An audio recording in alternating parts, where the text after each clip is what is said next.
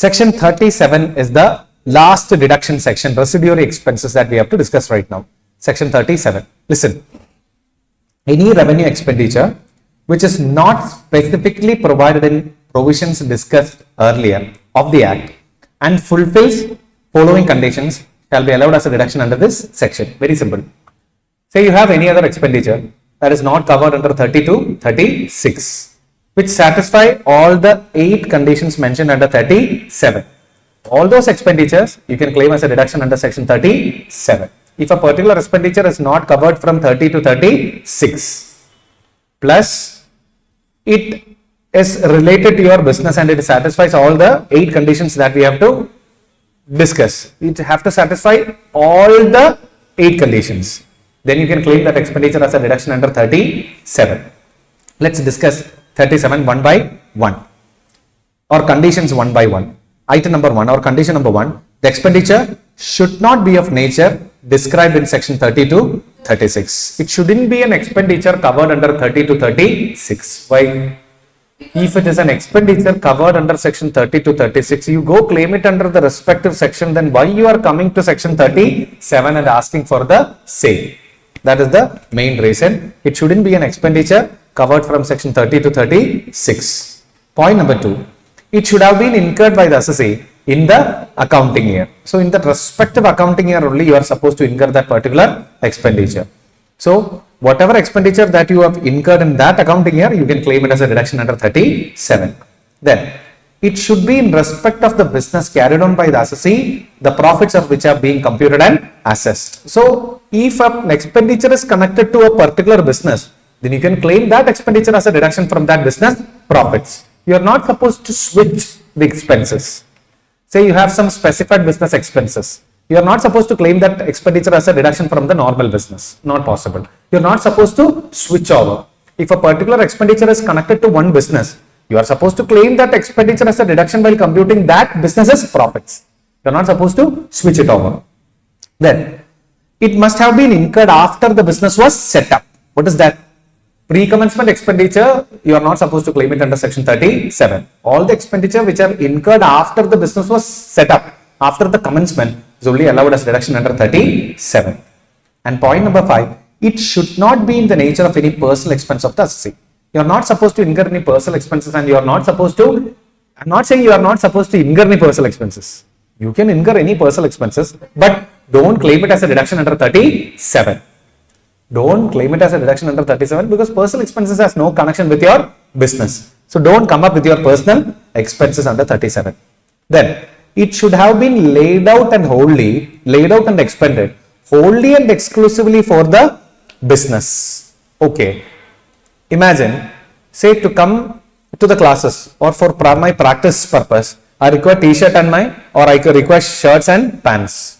I have to have food. I should have a good sleep. So can I claim my personal dress, my home, my bed, my cuttle, etc. as a business expenditure? Because what I am saying is, for to be a better professional, to be more attentive, morning I have to have breakfast. So that have a business connection. It's not exclusively for your business. I am having breakfast only for my business. No, I am having breakfast for me. Indirectly, I'm getting a benefit in my profession also. So, if an expenditure is exclusively and wholly incurred for your business, then okay, you claim it as reduction. Otherwise, don't come up with all those indirect connections. Don't come up with those things. Are you with me? Exclusivity is an important factor. Now, point number 7. It should not be in the nature of capital expenditure. You are not supposed to claim any capital expenditures as deduction under section 37. You are not supposed to claim any capital expenditures as deduction under section 37. If it is a capital expenditure, you capitalize, charge depreciation. Don't come up under 37. Then, what is the last one? The expenditure should not have been incurred by the assessee for any purpose which is an offense or prohibited by law.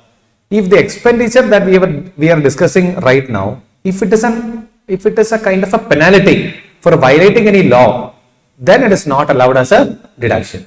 Say I am a goods transporter and I have overspeeded while delivering a particular good. A particular good I was supposed to deliver by, say, today. So I overspeeded and the motor vehicle department charge the penalty. If they are charging a penalty, can I claim that penalty as a deduction? No, because it is a violation of the Motor Vehicles Act. I am not supposed to overspeed, and hence it is not allowed as a deduction. Are you all with me? So the next point is, if I am violating any law and I am paying a penalty, I cannot claim that penalty which I paid as a deduction under section 37. In relation to this 8th point, that is, the expenditure should not have been incurred by the assessee for any purpose which is an offence or prohibited by law, there are certain additional explanations. Let's cover that explanations and come back to the point. Any offence prohibited by law would include expenditure incurred by the assessee for any purpose which is an offence or prohibited by law in India or outside India. That simply means if I am violating a foreign law and I am paying a foreign law penalty or a foreign act penalty, that also is not allowable as a deduction under section 37. Whether you are violating an Indian law or foreign law, consequence is same. You are not supposed to claim that as expenditure or the penalty as a deduction under section 37. Then, for any purpose which is violation of law or rule or regulation or a guideline governing the conduct of such recipient. Say for example, say I am a pharma company and I am giving gifts to doctors, freebies or gifts to what? Doctors. Giving gifts to doctors is considered as a business promotion expenses for pharma company. Yes or no? This is a business promotion expenditure for pharma company and it is not an illegal payment. But according to the Indian Medical Association, doctors are not supposed to accept any gifts from pharma companies because that is completely opposed to the general public policy.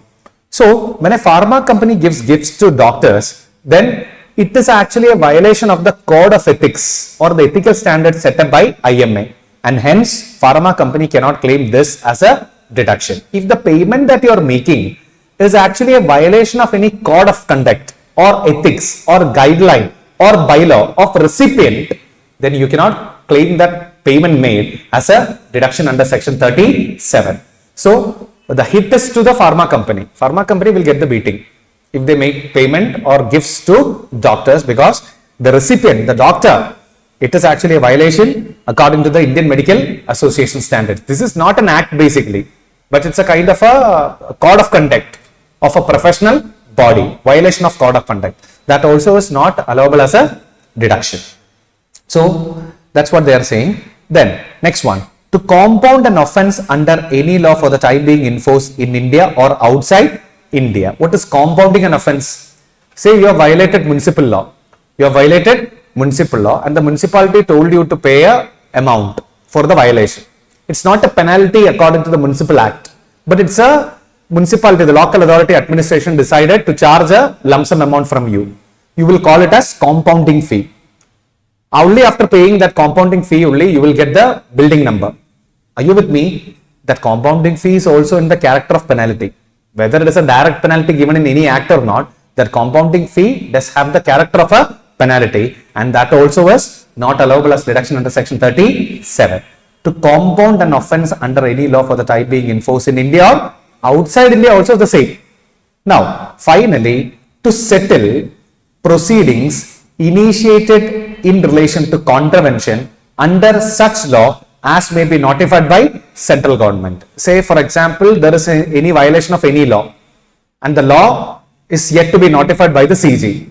There is any violation of any law and you have violated any conditions. Due to that, you have made a payment, just like a settling the dispute.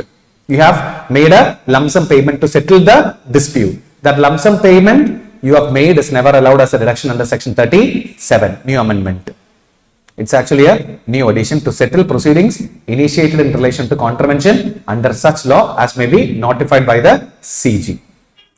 Yeah, so these are the additional 4 explanations to the point that we have discussed. So number 1, violation of law in India or outside India, not allowable. Number 2, the payment that you are making is a violation of a guide law, code of conduct, etc. of a recipient, not allowable. Number 3, compounding fee that you are paying, whether to compound an offence which has happened in India or outside India, not possible. or any other proceedings or any other payment that you have given to settle a proceedings under any law which is yet to be notified by the central government is also not allowable as deduction under section 37. Moving on to the next one, friends, what they are saying, there are certain additional notes that you should know. Number one, the cost of construction on development of infrastructure facility being road, highway under BOT. BOT means built on toll projects, claimed as allowable business expenditure. However, such expenditure is amortized evenly over period of concessionary agreement, excluding the time taken for creation of such facility. Say for example, I am constructing a flyover over Chennai city. Over what? Chennai city. I am a private company or a public company who is in the field of infrastructure development. I have constructed a flyover over Chennai city. Then I will hand over that flyover to the local administration over there because I cannot own a flyover. Are you with me? I will hand over, the ownership will be with either the state government or with the National Highway Authority of India, whatever it is. But I will have a right to collect what? Toll, because I have incurred an expenditure. Now I have to recover my expenditure. For that, I can collect some toll for 10-15 years. Are you with me? Say the cost incurred by me is say 30 crores. Within 30 crores, I won't be able to complete, but still, it's an example. The cost incurred by me to complete the construction of that flyover is how much? 30 crores. And I told the government that I want to collect what? Toll for next 15 years. From the completion point onwards, for the next 15 years, I will collect toll from whoever uses this particular bridge or flyover. The government agreed. Then there is a cost of construction of 30 lakhs, 30 crore. Yes or no? I cannot capitalize this and I cannot claim any depreciation. Why? Because it is not my asset. It's a capital expenditure, no doubt. But I cannot capitalize it and I cannot claim any depreciation. So, explanation to section 37 say, you do one thing, you claim that 30 crore as a amortization over the period of life of that toll collection period. You amortize this equally so that there won't be any problem. So, 30 crore by 15 year means 2 crore every year I can amortize. Under section 37, this is what the department says. Are you with me? So, if there is an infrastructure facility which is developed by me under BOT basis, then I can claim that the entire cost of that infrastructure facility as a deduction throughout the toll collection period. How much ever is that year, I can amortize that entire cost throughout that concessionary agreement period. This is what the department says. I hope it is clear. Moving on. Next one, CSR expenditure. So, any expenditure incurred by an assessee on the activities related to CSR referred under section 135 of the Companies Act 2013 shall not be deductible. You cannot claim CSR expenditures as a deduction under section 37. Not possible. Because department say CSR expenditure is your obligation, not a income generating expenditure. So, you cannot claim CSR expenditure as a deduction under 37. But there are certain things. Say for example, donation to PM Care Fund or a relief fund, Chief Minister's Relief Fund, etc. Those payments are claimed as a deduction under 80G even though they are CSR expenditures. You are donating something to Prime Minister's PM Care Fund. Okay, that donation can be claimed as a CSR expenditure plus you can claim a deduction under 80G but not deductible under 37. 80G is a chapter 6A deduction. You can claim it under 80G, but you are not supposed to claim it under, or you are not supposed to claim it as an expenditure under section 37. That is not possible. I hope that also is clear. Moving on. Next one. Premium paid on keyman insurance policy is allowable as a business expenditure. You are paying some keyman insurance policy premium. That is allowable as a deduction under section 37. No doubt. Then, next one. Expenses incurred by assessee on advertisement in a souvenir, brochure, tract or like published by a political party is not deductible but can be claimed as a deduction under 80 GGB. Say you are donating something to a political party. You are donating some amount to a political party. That amount donated is never allowed as a deduction under 37. Why? Because it's not a business expenditure. But you can claim it as a deduction under chapter 6A either under section 80 GGB or under section 80 GGC. For company assessees, deduction is under 80 GGB, and for other assessees, deduction is under 80 GGC. Are you all here? So whenever you are donating something to a political party, that amount that you have donated is normally allowed as a deduction under either 80 GGB or 80 GGC. Similarly, when you are giving a political party donation, when you are giving what? A political party donation, what happens to that donation? That donation is not allowable as deduction under 37, but under 80 GGB or GGC, you can claim it as a deduction. Similarly, if you are giving an advertisement in a political party magazine, you are giving what? Advertisement in a magazine or pamphlet or brochure, etc., etc. That is considered as a political party donation only. Say, when you are giving a donation, to show gratitude only, they will put your advertisement in their political party magazine. So department say basically the payment that you are given for that advertisement is not for the advertisement. It is a political party donation and they are showing gratitude. And do one thing, don't claim it under as a deduction under 37. Rather, go under section 80 GGB or GGC, whatever it is. Company SC GGB, other SC GGC. Then claim it as a deduction. That's what I have written here. Expenses incurred by assessee on advertisement in any souvenir, brochure, tract or like published by a political party is not deductible, but can be claimed as a deduction under 80 GGB or GGC. Advertisement in political party magazines is considered as a political party donation, contribution only. You claim it as a chapter 6A deduction. Don't come and ask for 37 deduction. Now, next one. The cost of production of an abandoned feature film is to be treated as a revenue, expenditure and allowed. What do you mean by abandoned feature film? Say I'm a film production company. I started shooting a movie. Thereafter, I understood with a new person, with a new face. I started a movie shooting. After 10-12 days of shooting, I understood that this new movie is going to be a huge flop. I have abandoned that project. Can I claim that the entire cost of shooting of that movie as a expenditure? Yes, no problem. That's what they are saying. Cost of production of an abandoned feature film is to be treated as a revenue, expenditure and definitely it is allowed. Absolutely no problem. And finally, any expense incurred in providing freebies to medical practitioners is violation of provisions of Indian Medical Council and inadmissible. That we have already discussed. If the pharma company is giving any freebies to any medical practitioners, that freebies given by the pharma company is considered as what? Violation of IMA, and hence they cannot claim it as a deduction. That's what the department say. I hope that point is also clear for you. All right. So let's move on, friends. Listen. So friends, moving on with the next one. I've created a table like this. Expenses that are deductible under 37 and expenses that are not deductible under 37. First, let's see the left hand side. Expenses allowable under 37. Gifts given to the employees, definitely allowable. Customary expenses like celebration, New Year celebration, puja expenses, etc. in the office, definitely allowable. GST paid, provided assessee is not claimed input tax credit. The GST paid, say you purchased some goods and paid some GST. Can you claim that GST paid as a deduction? If you are claiming ITC, it's not your cost, so no deduction.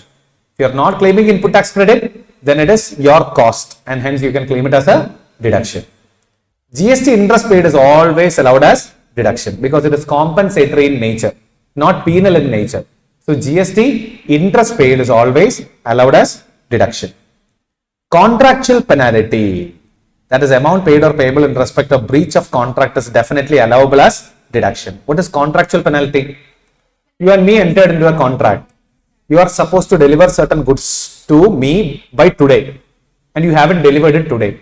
I've asked you for a damages. That is basically damages. Are you with me? It's not violation of any contract act.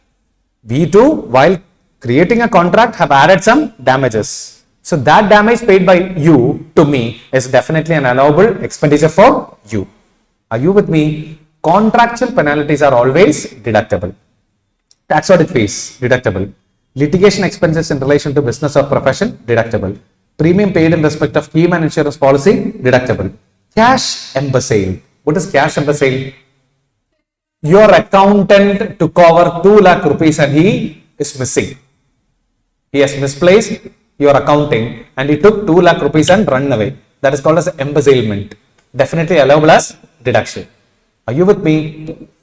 Now, provision based on past experience allowed as deduction, read with ICDS 10. What do you mean by provision based on past experience? Every year I usually have a warranty, say there is a warranty cost every year.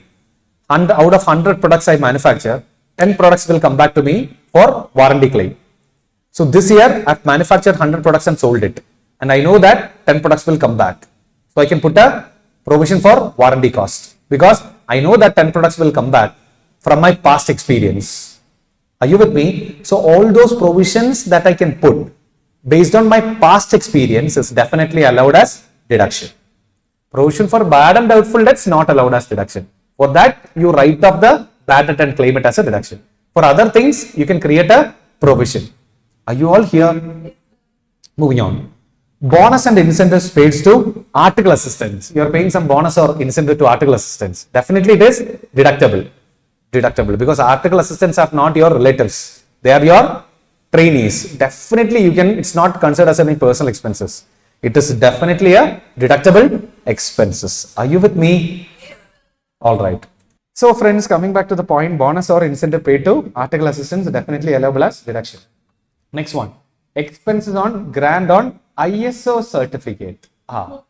That simply means yes. See, the point is like you're getting, say you received an ISO certificate. You received what? An ISO certificate. For that you have incurred some expenses. It is not like you are paying an amount and getting ISO certificate. Are you with me? It's not like you are paying an amount and getting an ISO certificate. Don't say that it's an intangible asset because you have paid a lump sum amount and you are getting that certificate. It is based on the quality parameters you are getting this ISO standard. So, expenses on grant of ISO certificate simply means there can be some legal registration expenses or there can be some corrections that you have to do in your normal activity to get that particular certificate. Those things are considered as your normal administration business expenditure only. And you can claim it as a deduction under 37. Then, discount on issue of debenture over the life of debenture. If you are giving discount on debenture, you can claim that discount as you can amortize that discount throughout the life of that particular debentures. And expenses which are not allowable. 37. Dividend paid, not an expenditure. It's a distribution of your profits. Provision for loss of subsidiary. You are putting a provision for loss of your subsidiary, never allowed as deduction. Provision for deferred tax, never allowed as deduction. Provision for diminution in value of an asset. That means you are putting a provision, say there is a loss in your investment and you are putting a provision for that, not allowed. Provision for an unascertained liability. A liability which cannot be ascertained. You are putting a provision, not admissible, not allowable. GST penalty, not allowable. Freebies to doctors, not allowable. Illegal expenses, not allowable. Interest on loan for payment of income tax. Say there is, first of all, income tax payment is not an allowable expenditure. Now you took a loan to pay income tax. That is also not an allowable expenditure. Now, if salary paid to KMP in excess of limits under Companies Act, you are paying salary to your key managerial personnel and there are statutory limits under Companies Act.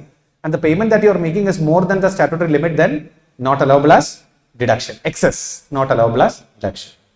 Statutory fees for increasing the authorized capital of the company. You are incurring some statutory fees to increase the authorized capital, not allowable as deduction. Share issue expenses after commencement, including IPO, FPO, right share, not allowable as deduction. Commission paid to doctors by diagnostic center. What does that mean? Say there is a scanning center and scanning center is paying commission to a particular doctor. And for the scanning center, it will be a business promotion expenses, but it is opposed to public policy and not deductible. I hope that also is clear for you. Section 37, that's what we were discussing. So these are the items that you have to be careful under section 37. So section 37 is basically a residuary deduction or a general deduction. All those items which are not covered from 30 to 36, but which have a business nexus or which satisfies all the 8 conditions mentioned under 37 is allowable as a deduction under 37. So I hope it is clear for you. Now we can say that all the deductions are over and we are about to start the disallowances, the next phase in Pgbp. So we were discussing the deductions. It was from section 30 to 37. Now it's time for us to discuss disallowances. Tell me friends, what do you mean by disallowance? Disallowance means certain payments are not allowable as deduction. That's it. What else? Certain payments are not allowable as deduction. That's what we are about to discuss right now. We start with section 40A1 and section 40A1A. Don't read it as section 40AI. It is 40A, clause number 1 and clause number 1A. Disallowance for defaulting deducting TDS where sum is payable to a non-resident or outside India or to a resident. Say friends, listen, you might be knowing this, but still let me explain the concept of TDS. I know that you all know it, but still. Say for example, there is a company called JK Private Limited. This company is making a payment of 10 lakh to auditor. 10 lakh rupees to whom? Auditor.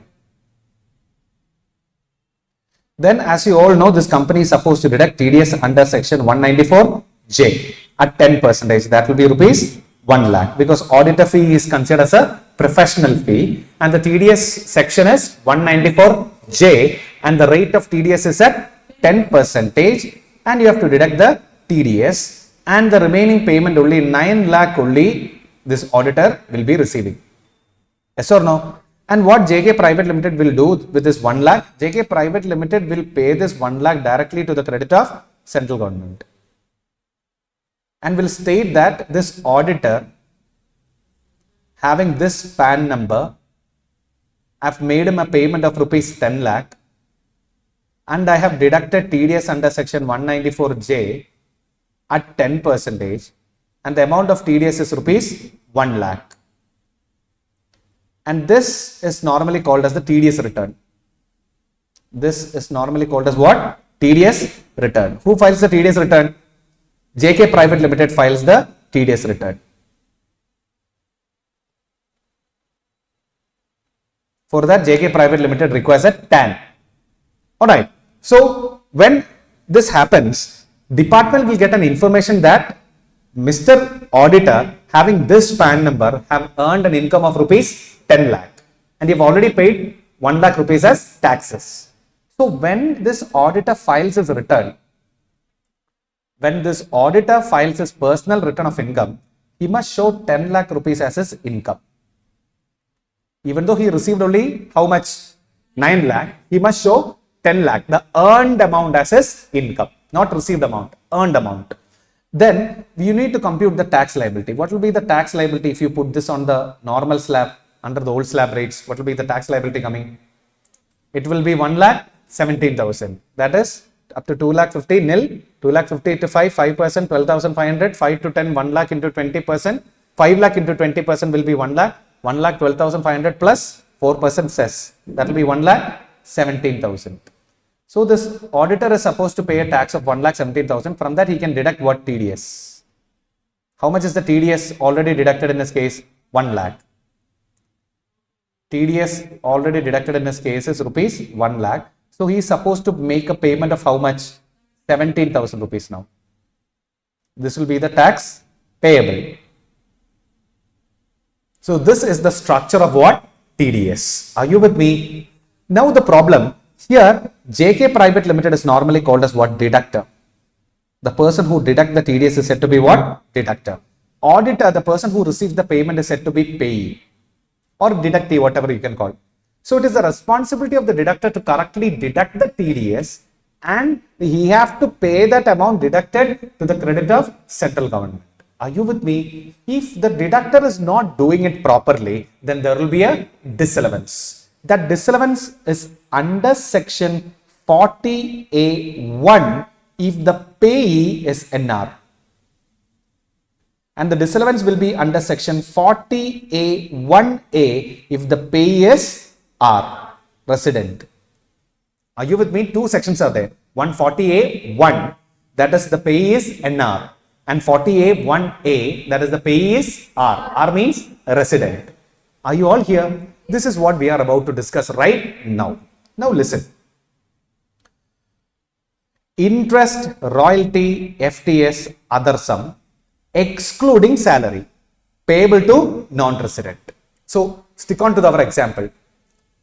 JK Private Limited is paying either interest or royalty or fees for technical service or any other sum to a non-resident auditor. Say he is an internal auditor, non-resident internal auditor, and that payment is not, salary payments are not covered under this particular disallowance. Any payment given to an NR excluding salary, because for salary we have a separate section coming. Are you with me? For salary payment to a NR, if there is no TDS, there is a separate section for disallowance that we will cover after completing this provision. So we'll repeat that. Interest, royalty, FTS or other sum excluding salary payable to an NR, and TDS has not deducted in the PY. What do you mean by that?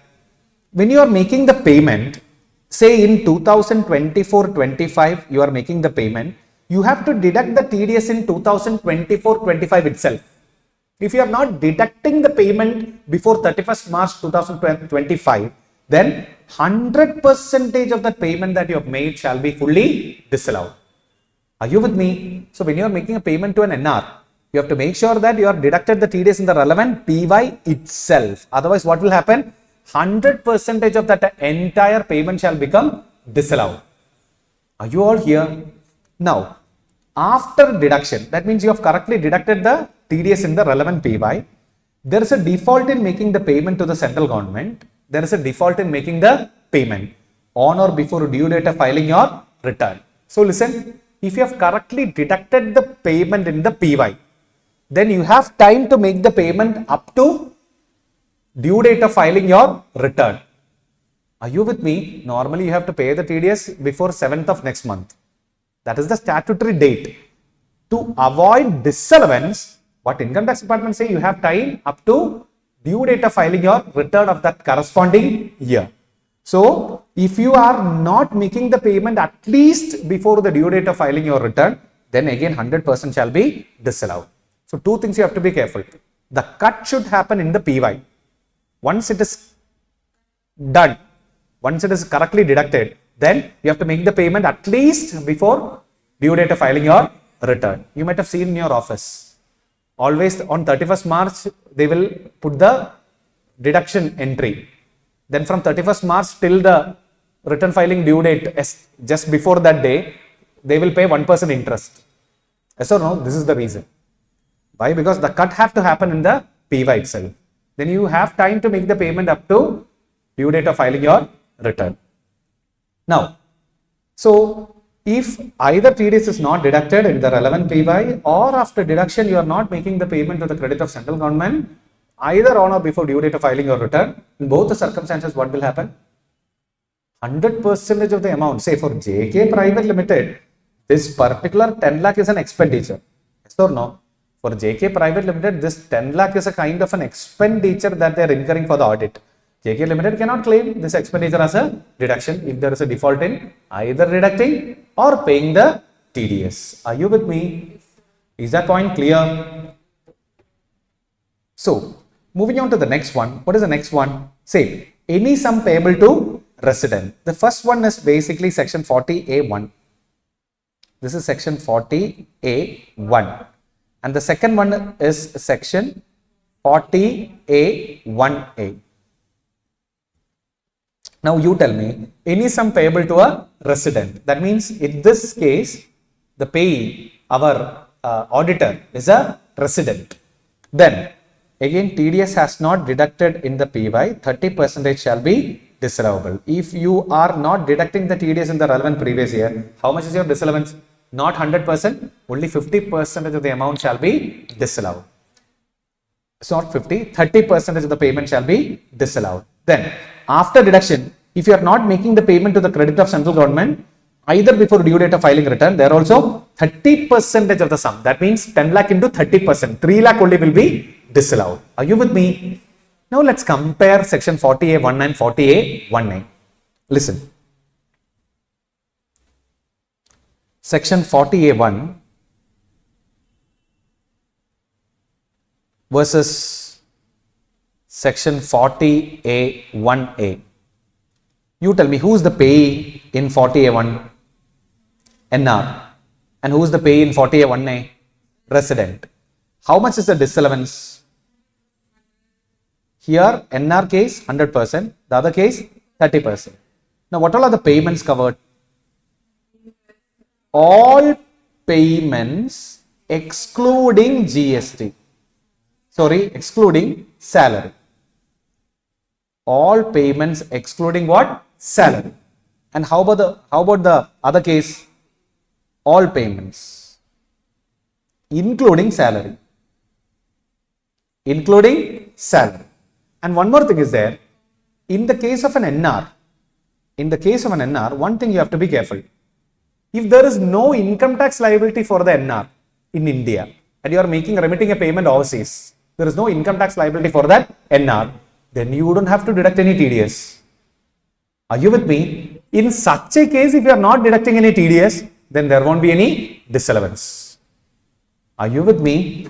If the NR is not accruing that particular money in India or not receiving that money from India, then there is no point of paying taxes in respect of that NR.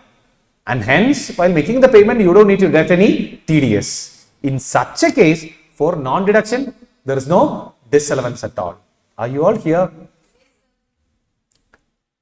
So that is it, section 40A1 and section 40A1A. And now there are certain notes which are common notes in relation to 40A1 as well as 40A1A. Let's read the common notes one by one. Listen. Where tax has been deducted in subsequent year or has been deducted in the PY but paid after the due date of filing a return. Say 24-25 you have made the payment without any TDS. But in 25-26 you have correctly deducted the payment and you have correctly deducted the TDS and made the payment. Then you have rectified the default. Yes or no? If in subsequent year, if you have rectified that default, don't worry, there won't be any disallowance. You can claim it as a deduction in the year of rectification. So we can conclude that both these disallowances are temporary disallowances. What is this temporary disallowance? If there is any default, there will be disallowance. Once you rectify the default, there won't be any disallowance. Are you with me? Are you with me? If there is default, there will be disallowance. If there is no default, that means you have rectified that default in future, then there won't be any disallowance. That's what they are saying. Where tax has been deducted in subsequent year, that means this year not deducted, but subsequent year we have deducted. Or tax has been paid in the PY, but tax has been deducted in the PY, but paid after the due date of filing your return.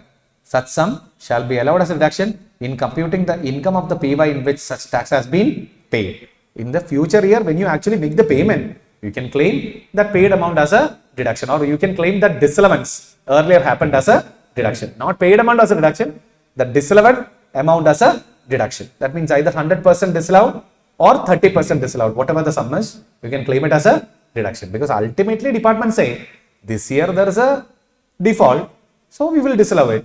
Future you rectified it, then why should we disallow it? We will allow you to claim it as a deduction. Are you all here? Moving on. Next is a kind of a deadlock. It's a kind of a key for a deadlock. What is this? Listen, first of all, I'll explain the example, then I'll come back to that note. Imagine where this JK Private Limited paid the full 10 lakhs to Mr. Auditor.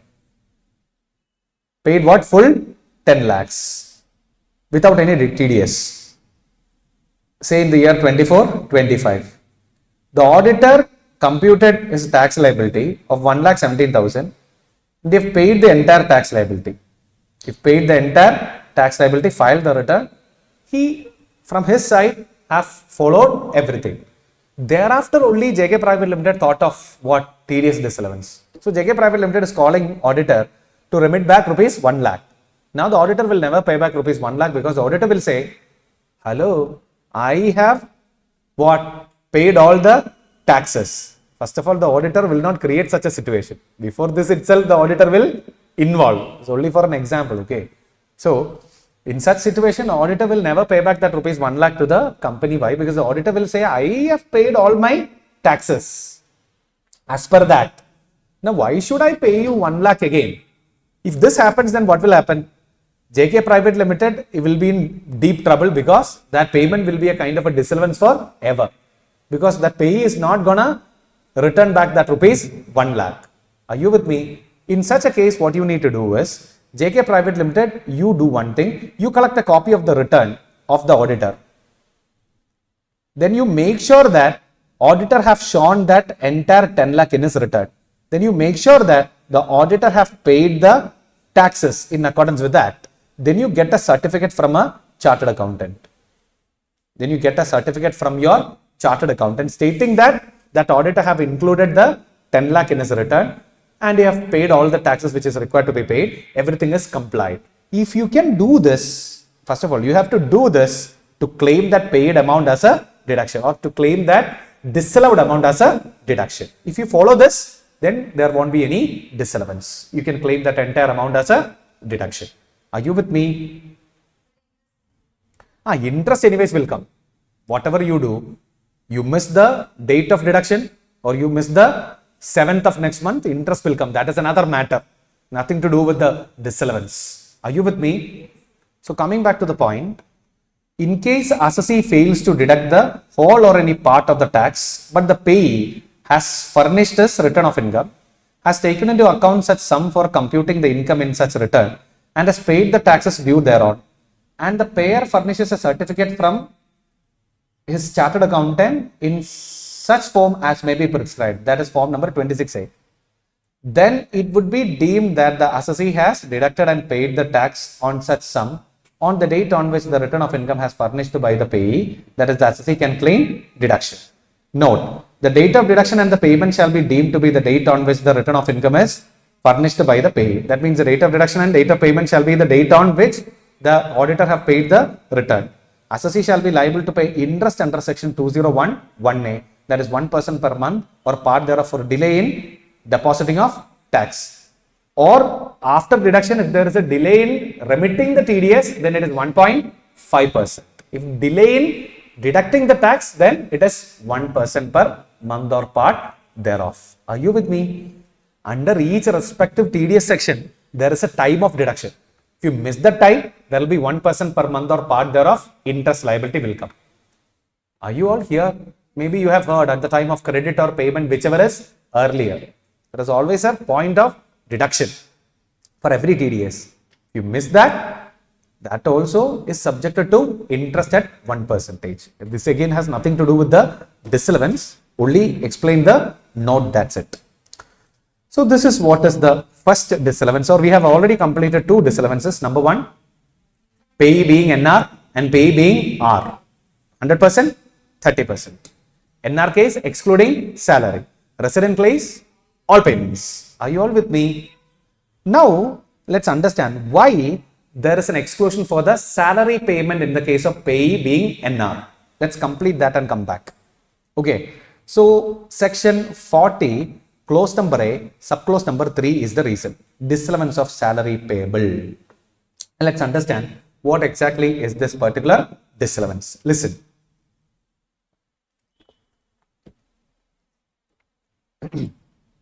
Any sum which is chargeable under the head salary, if it is payable outside India or to a non-resident, and if the tax has not been paid thereon, nor deducted therefrom, in accordance with chapter 17B, that is the TDS provision. While making a salary payment to a person outside India or to a non-resident, you are either not deducting TDS or you have deducted the TDS but you are not making the payment. In both cases, what will happen? 100% of that salary shall be fully disallowed.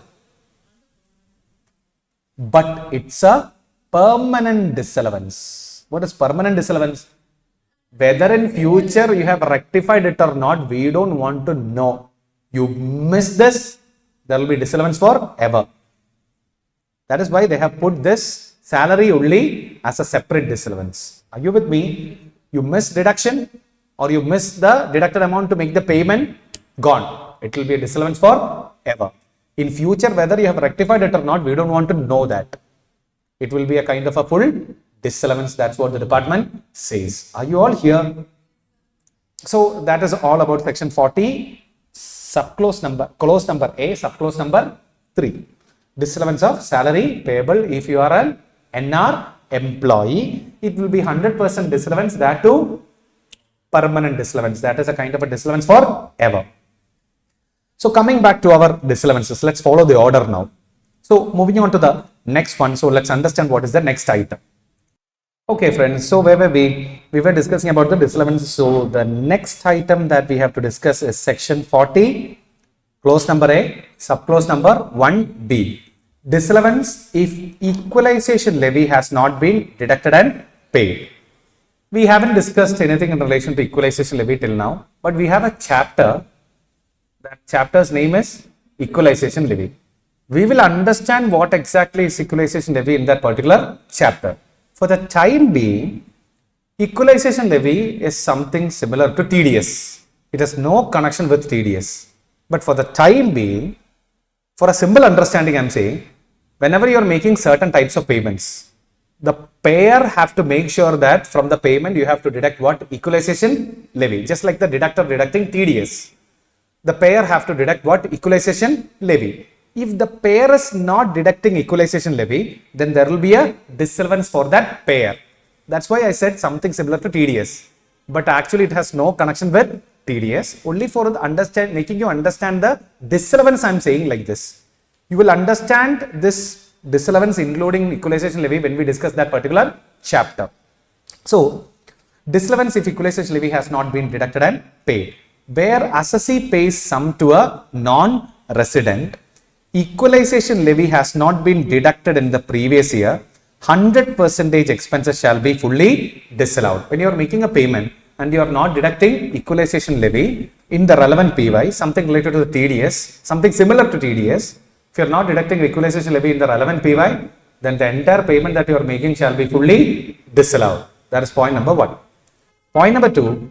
After deducting equalization levy, if you are not remitting it to the credit of central government on or before due date of filing your return also, there will be 100% disallowance. So, this disallowance is similar to section 40A1.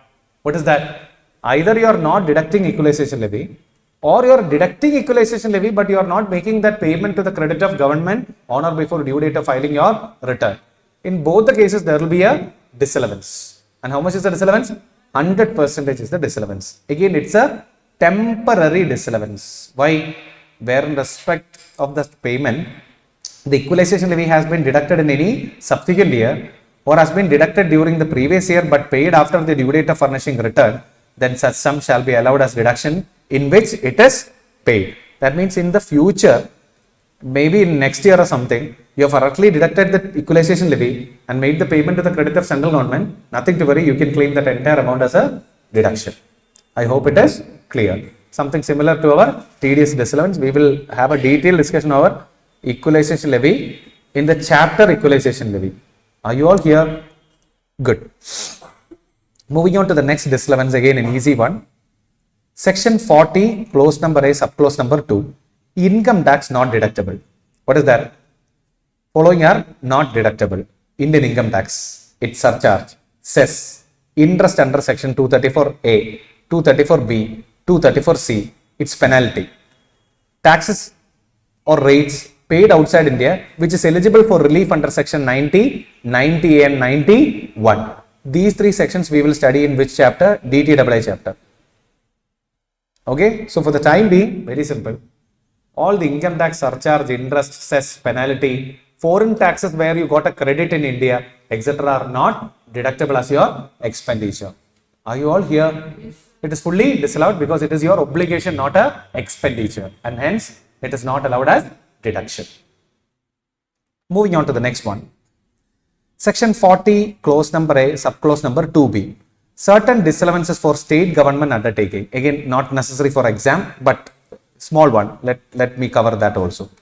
Any amount paid by way of royalty, license fee, service fee, privilege fee, service charge, etc., which is levied by the state government from state government undertaking, then such payment is not allowed as deduction to the state government undertaking. Say you are a state government undertaking, like a Tamil Nadu or a Kerala state transport, that road state transport. Are you with me? In Kerala it is KSRTC, in Tamil Nadu it is TNSRTC, in Karnataka it is again KSRTC, in Andhra there will be something related to that, I am not sure, ASRTC maybe, I am not sure what the name in Andhra. In Telangana also there will be something like TSRTC or something, I don't know. Okay, so if it is basically a road transport corporation under the state government, if that corporation is paying some what? Service fee, privilege fee, royalty, etc. to the state government, fully disallowed. You cannot claim it as any deduction. If a state government undertaking is giving any payment to the corresponding state government, that entire payment is fully disallowed. We don't believe state governments. Income tax is the central subject. So we won't allow state government undertaking to make a payment to the state government, fully disallowed. The rest you have to show it as your profits and you have to pay the income tax to the center. Are you with me? That's it. Easy one. Moving on to the next item. What is that? Section 40A, clause number 4, payment to Provident Fund. Fantastic item it is. Listen. Say, there is a thing called a recognized Provident Fund. Have you heard about the word recognized Provident Fund? You can maintain RPF in two ways. Number one, either with a recognized institution or you yourself can start a Provident Fund, appoint trustees, create the bylaw, then you get a recognition from the income tax department. That is also fine. Are you with me? Say company like Tata Airlines and all, since they have a lot of employees, they might have opened their own Provident Fund account and they might have appointed trustees, set the bylaws, and they might have gotten approval from the income tax department as well. Are you all with me? For them, this clause is applicable. Why? Because whenever the employee is withdrawing money from the RPF, at times that withdrawal is taxable. If the employee have 5-year continuous service, nothing taxable. Otherwise, before 5 years continuous service, if any employee withdraws amount from RPF, it is there in salary chapter. You might have studied this in your intern. If there is a withdrawal from recognized Provident Fund after 5 years of continuous service, according to section 10 subsection 12, nothing shall be taxable. If there is no continuous service for 5 years, then it shall be taxable. Are you with me? If it is taxable, then you have to deduct TDS under section 192A at 10%. That is TDS. If when the employee withdraws money from RPF, if it is taxable in the hands of employee, then that fund have to deduct what? TDS. The trustees of the fund have to make sure that TDS has been deducted at 10%. If the trustees of the funds are not deducting TDS, that is the problem of the company, because the company is not mandating TDS deduction. The company's bylaw is not that strict, because you only have started your own fund. You only have appointed trustees. You only have set the bylaw. Then it is your responsibility that TDS have been correctly deducted. You have to make sure that all the TDS have been correctly deducted. If you are not doing it, do one thing. You will contribute something to that recognized Provident Fund, right?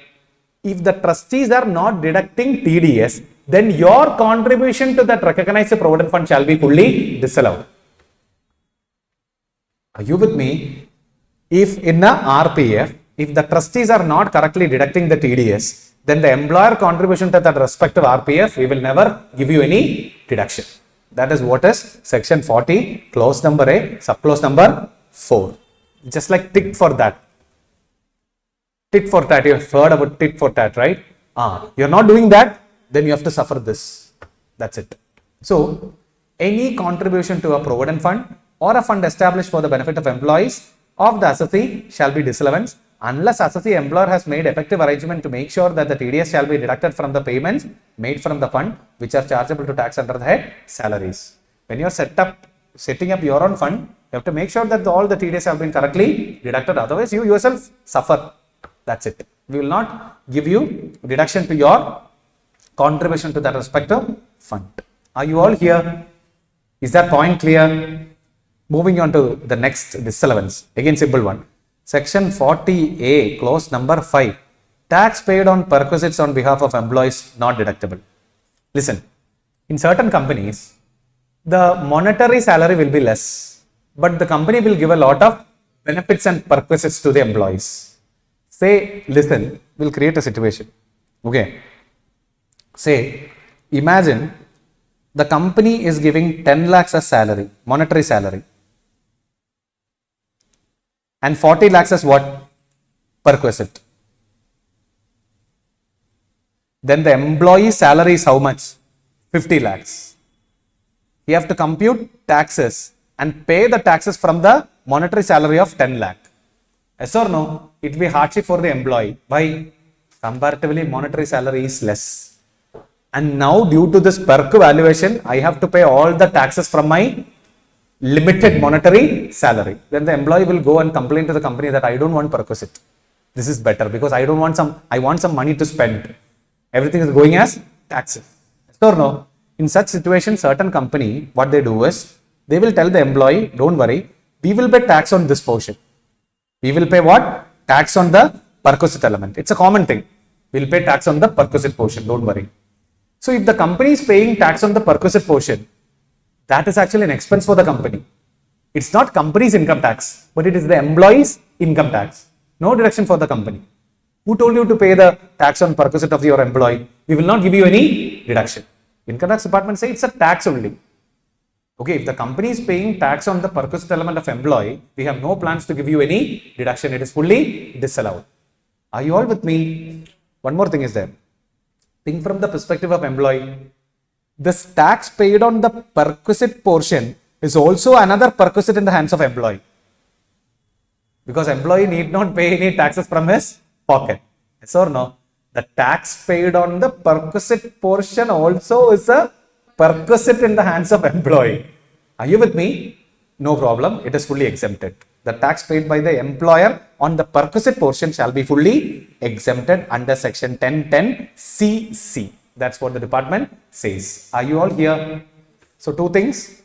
Tax paid on perquisite portion is never allowed as a deduction for the employer.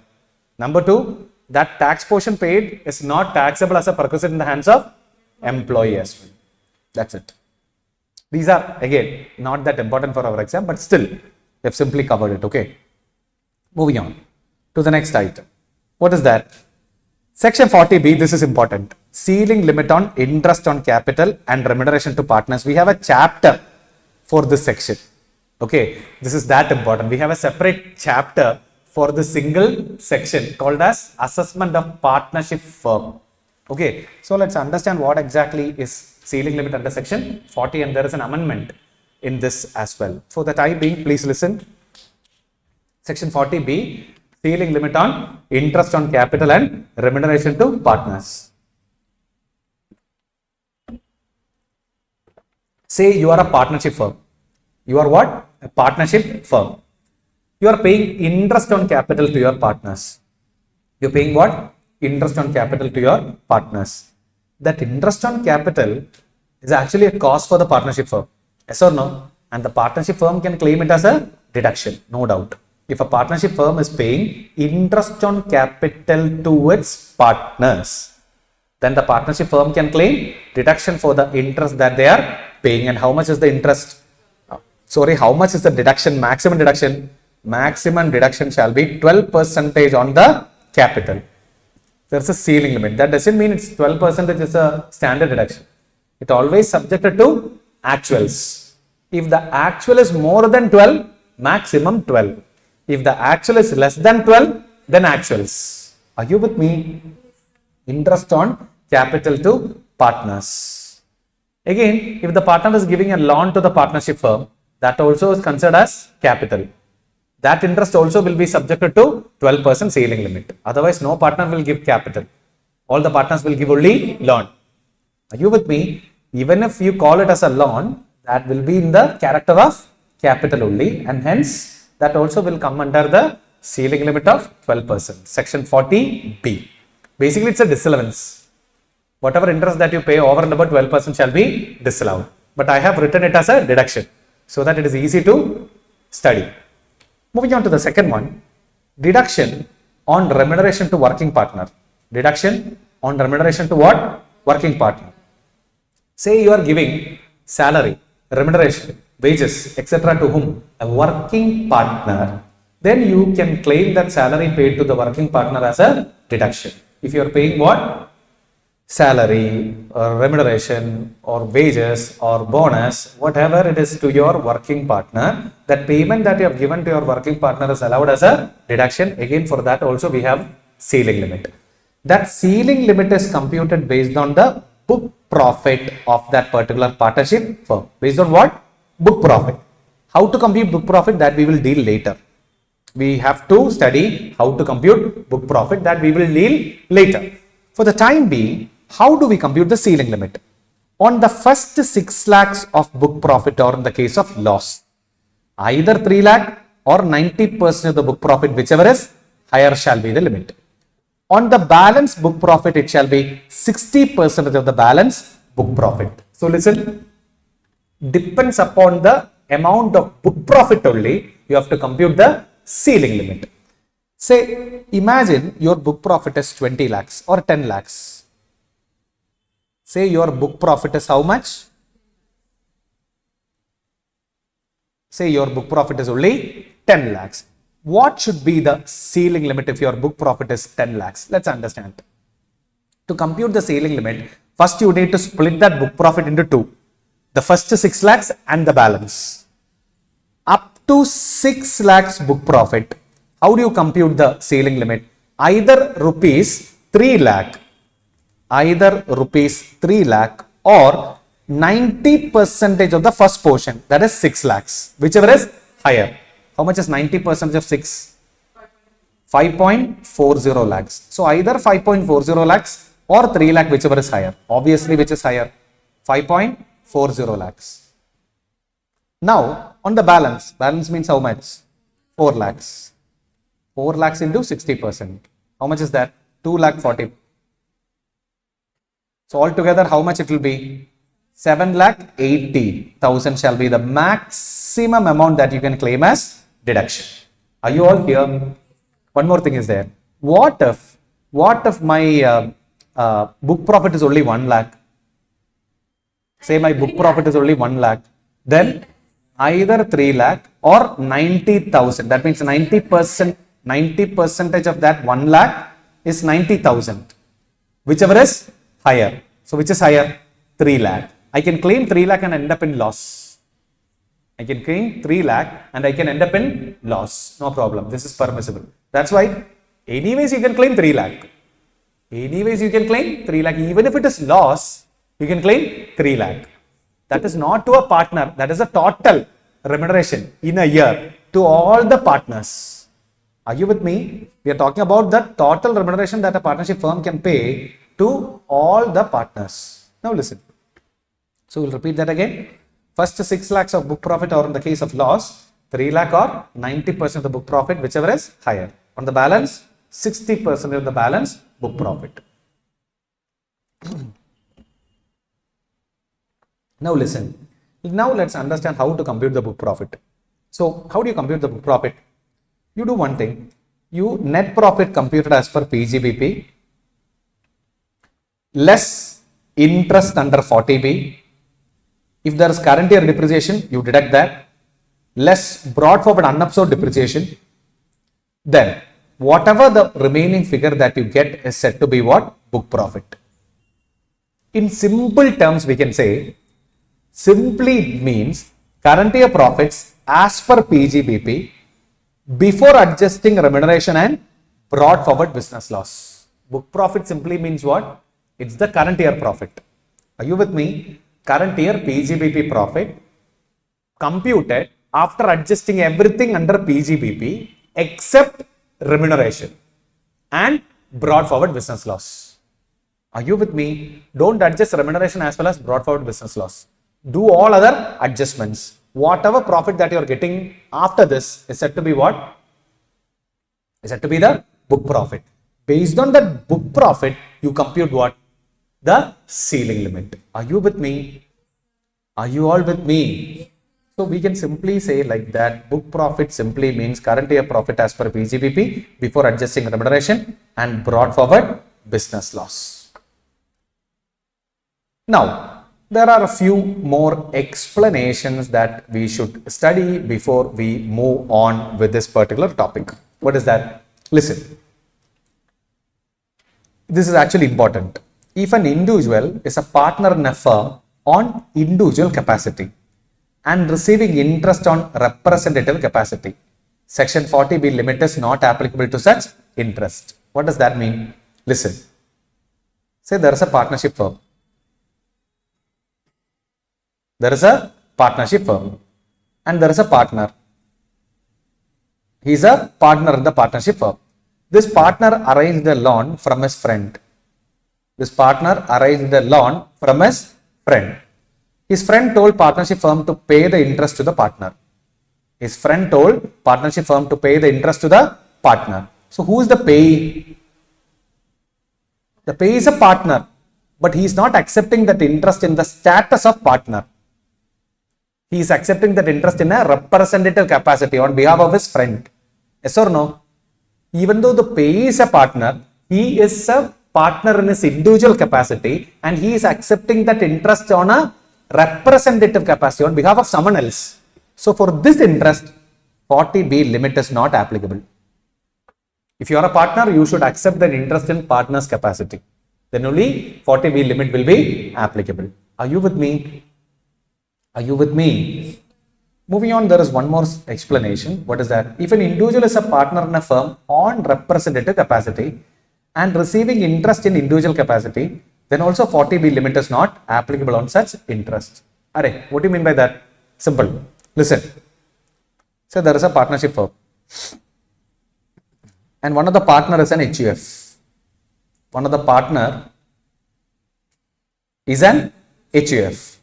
So Karta represents that particular HUF. Karta normally attends all the partners meeting. Karta is representing that particular HUF. Now listen, there was some financial requirement. So what Karta did, Karta have given some loan to the partnership firm from his personal funds. Karta have given some loan to the partnership firm from his personal funds. And this partnership firm is paying interest to Karta. Interest to Karta. Who's Karta? He's a representative partner. Yes or no? He's representing the partnership. Sorry, he's representing that HUF in the partnership firm. He's a representative partner and he's receiving interest in his personal capacity. This is also not subjected to 40B ceiling limit. This is also what, friends? Not subjected to 40B ceiling limit, because even though he is a representative partner, he is not accepting the interest in the partner's capacity. They have given some personal funds to that partnership firm and he is getting some interest on account of that. So that is not covered under 40B ceiling limit. Are you all here? Is that point clear? What if that Karta have given loan from the funds of HUF? Then it's altogether a different story. If the Karta is giving loan from the funds of HUF, then that is actually a loan given in representative capacity only. And whatever interest receives will be subjected to 40B ceiling limit. In this example, I've clearly mentioned that Karta have given loan from his personal funds, personal savings. Then it is not covered under 40B ceiling limit because he is not a partner in personal capacity. Then there is one note. Above explanation is only applicable for interest, not for remuneration. If a partner receives remuneration either in individual capacity or representative capacity, 40B limit is applicable. For remuneration, there is nothing called individual capacity, representative capacity and all. Remuneration is remuneration. It is subjected to ceiling limit under 40B. Are you all here? And what is the next one? Very simple, section 40BA. Interest as well as remuneration paid by AOP or BOI shall be disallowed. Very simple. If you are an AOP or a BOI and you are paying any interest or remuneration to your members, fully disallowed. There is no ceiling limit, nothing. If either an AOP or BOI pays either interest on capital or remuneration to its members, don't do anything else, fully disallow it. That's what section 40BA says. Because this interest and loan as well as remuneration deduction is a privilege which is available only to partnership firms and LLPs. Partnership firm includes LLPs, okay, not for the others. So it is fully disallowed. That's what they are saying over here. So moving on to the next one, this is a little bit important for us, that is section 40A2, excess payment made to relatives and associates. Let's understand what exactly is this particular point. Imagine you runs a company, okay, you are running a company. Your wife is the chief accountant. Your wife is chief accountant in that particular company. Normal salary for that person, for an accountant in the market is say 20,000. Normal salary for an accountant is say 20,000. You are paying 1 lakh rupees to your wife. You are paying how much? 1 lakh rupees to your wife. Then what department will do? Department will ask you one question. You have paid 1 lakh to your wife. If it was someone else's wife, then you would have paid, don't say 1,50,000, okay. You would have paid only 1,20,000. Yes or no? It would have been if someone else's wife, you had paid only 20,000. That is the normal market salary. You have paid something extra to your relatives to increase your expenses. Not allowable. Not allowable as deduction. That excess portion shall be fully disallowed. So what's department say is, if an assessee incurs any expenditure and the payee is a specified person means either relatives or associates. Either relatives or associates. You are making any payments to your relatives, excess payments to your relatives or associates, then the AO may disallow excessive or unreasonable portion of such payment. So you paid 1 lakh and the normal salary is only 20,000. So how much is the excess? 80,000 shall be disallowed. Only the excess portion shall be disallowed. The rest of the portion definitely allowable. This is what the department says. So if you are paying excessive payments to your relatives or associates, then the excess portion shall be fully disallowed. Isn't it simple? The only one thing that you have to study over here is who is relative, who are associates. Let's understand who are associates and relatives. For an individual, relative means spouse, that means wife, brother, sister, lineal ascendant, that means your father, grandfather, descendant, that means your son, grandson. Father, grandfather includes mother, grandmother. Son, grandson includes daughter, granddaughter, in whatever permutation and combination it is of that individual. That's what relative is all about. So you are making excessive payments to your spouse, brother, sister, ascendants, descendants. Excess portion shall be fully disallowed. If you are a company, your director is your associate and his relatives are also that company's associates. His relative means his spouse, his brother, sisters, ascendants and descendants. If you are a firm or an LLP, your partners and partners' relatives. If you are an HUF, AOP or BOI, then its members and their relatives and that members' relatives. Any person or his relatives as above has substantial interest in any other person. If you are any person, either you or your relatives has substantial interest in any other person and you are making payment to that any other person which is excess, that also shall be disallowed. First of all, what is substantial interest? In the case of a company, it is 20% or more equity share, capital having voting power. In the case of any other person, it is 20% or more profits of that business or profession. I'll give you an example for the last point. Listen, so you are a company. You are a company and Mr. D is your director. Mr. D is your director. So Mr. D is company's associate. Yes or no? This Mr. D have substantial interest in another company. This Mr. D have say 30% voting power in another company. And this company is giving a payment to the other company, another company, which is excessive.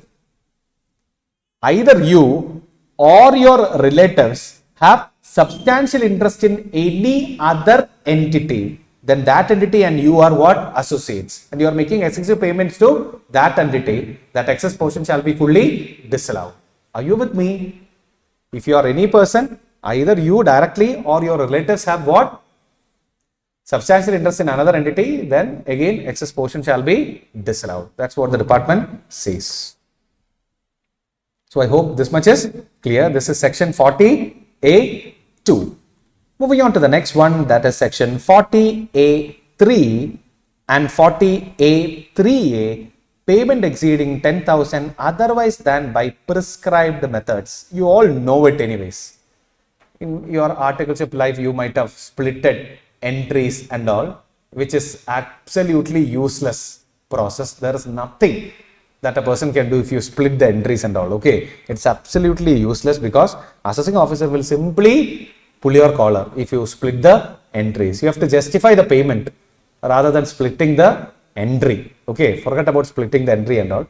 Now listen, if while paying an expenditure which is covered under section 30 to 37, the amount exceeds 10,000 in a single day. The amount that you are about to make is how much? More than 10,000 in a single day. Then the method of payment should be either account pay check, account pay bank draft, ECS, or prescribed electronic mode. If you are making payment in any other mode, then the entire payment that you have made shall be fully disallowed. That is the consequence. Are you all here? While making any payment where you can claim that payment as a deduction under 30 to 37, but while making payment, if single day payment exceeds 10,000 rupees and the method of payment is otherwise than by this prescribed methods, then the entire payment made shall be fully disallowed. That's what the department says. So friends, the point that we were discussing is what? If you are making a payment where that particular payment is an expenditure covered from 30 to 37 and the method of payment is either it is otherwise than by account pay check, account pay bank draft, ECS, or through prescribed electronic mode, then the payment that you have made is 100% disallowance. Now friends, listen. If the payee is a transport operator, what do you mean by transport operator? You are making a payment to a goods transporter, then instead of 10,000, the limit shall be 35,000. You can make a payment up to 35,000 in any mode. If the payment exceeds 35,000 in a day, then you have to make the payment in prescribed modes only. Are you with me? Are you with me? So, if a single day payment exceeds what? 35,000, then what will happen? Even to a goods transporter, you have to make the payment in prescribed modes. That means you can make a payment up to 35,000 if the pay is a transport operator which is in the business of plying, hiring or leasing goods carriages. Note number 2. If an expenditure is claimed as a deduction in earlier PY, listen, say in 2023-24, you put a payable entry and claimed rupees 1 lakh as a deduction. Are you with me? Say 10 lakh as a deduction. And in 24-25, you have made the payment in cash. You made cash payment. Then we cannot say that in 24-25 it's disallowed. Why? It's already claimed a deduction in 23-24. Then what to do? You treat that 10 lakh as your income in 24-25. This is what section 40A3A states about. Are you with me? You have already made the payment. You have already claimed the deduction on a payable basis last year. And this year you are making the payment in cash or in any other unapproved mode. Then what department say? To balance the effect, you do one thing, you claim that payment, you treat that payment made as a income. That's what the department says. Are you all here? Is that point clear? Good. What is the next one? Note number 3. Amount exceeding 10,000 paid by simple cross check or a bearer check also disallowed as per section 40A3. Account pay cross check means account pay cross check. Simple crossing will not do the purpose. Simple cash check is a bearer instrument that will not serve the purpose. Account pay cross check it should be. Are you all here? Only for examination purpose we want this.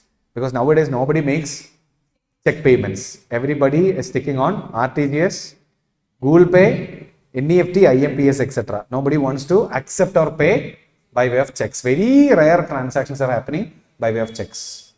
Not number 4. Prescribed electronic modes. We told you that either account pay check or account pay bank draft or ECS or prescribed electronic modes. What is this prescribed electronic mode?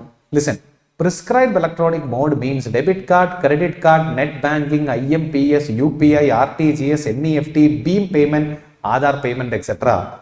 Debit card, credit card, Google Pay, payment banks, BEAM pay, Aadhaar pay, etc. are considered as what? Prescribed electronic modes. Done. Next one. Note number 5. Section 40A3 does not apply to principal portion of loan transaction and applicable for interest portion. What is that? You are taking a loan and you are repaying that loan by way of EMIs. In that EMI, there will be principal portion as well as interest portion. That principal portion you can make payment in any mode. Why? You are not claiming that principal as a deduction. Interest portion when you are making, make sure that it is paid.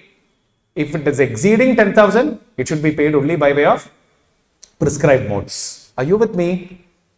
Are you with me? The principal portion is not covered under 40A3. Only the interest portion is covered under 40A3 because that is your expenditure. Principal repayment, you are not planning to claim it as any expenditure. Note number 6. Section 40A3 does not apply to payment made by commission agent for goods received by them for sale on commission or consignment basis because such payment is not an expenditure deductible in computing the taxable income of commission agent. What does that mean? Listen, say there is a principal and there is a commission agent. CA means not chartered accountant, commission agent. Okay, say this commission agent is selling goods for 1 lakh. The MRP of the goods is 1 lakh and he is keeping 10,000 and he is paying only 90,000 to the principal. Are you all with me? Now you tell me, when this commission agent makes his books of accounts, he will not show 1 lakh as his sales amount. His income is commission. So only 10,000 will come in the credit side and other expenses will come in the debit side. Yes or no? This 90,000 is not his expenditure and hence this is not covered under 40A3. Are you all here? Because for a commission agent, the principal is giving you some goods. You are not purchasing goods from principal. The principal is giving you some goods to sell it outside. You are selling it outside and you are only taking the commission. That commission will be your income and your other related expenses will be your expense. That purchase price or sale price is not routing through your P&L account and hence that 90,000 will never be covered under 40A3. So these are the notes in relation to 40A3 and 40A3A. Now we have one more interesting thing. Rule 6DD. What is Rule 6DD? Very simple. Exceptions to 40A3. That means if a particular transaction is covered under Rule 6DD, it means you can make the payment in any mode. Any mode. You can make the payment in any mode. 40A3 will not be applicable. Although circumstances which are covered under Rule 6DD, don't even think about the prescribed mode of payments because there won't be the headache of Section 40A3. We can say disallowance under Section 40A3 is subjected to Rule 6DD, that is exceptions to Section 40A3 and Section 40A3A. Let's understand which all are the exceptions. Number 1, payment made to RBI, LIC, bank, cooperative bank, agricultural credit societies, etc. You are making a payment to RBI, LIC, banks, etc. The payee being these persons, don't worry, you can make the payment in any mode. You are making a payment to RBI in cash, no problem. You make the payment, claim it as a deduction. Then, point number 2, you are making a payment to government, no problem. You are making a payment to the government, you can make the payment in any mode, but it should be in a legal tender form. It should be in a legal tender form. That means money. Money is a legal tender. Then, point number 3, payment made by letter of credit. What is letter of credit? Payment by bank guarantee. Say I am an exporter. I am exporting goods. There will be an overseas buyer. Yes or no? I will tell the buyer to give me advance. The buyer will say, you send your goods first. There will be a conflict. Why? Because I don't know who is the buyer. The buyer don't know who is the seller.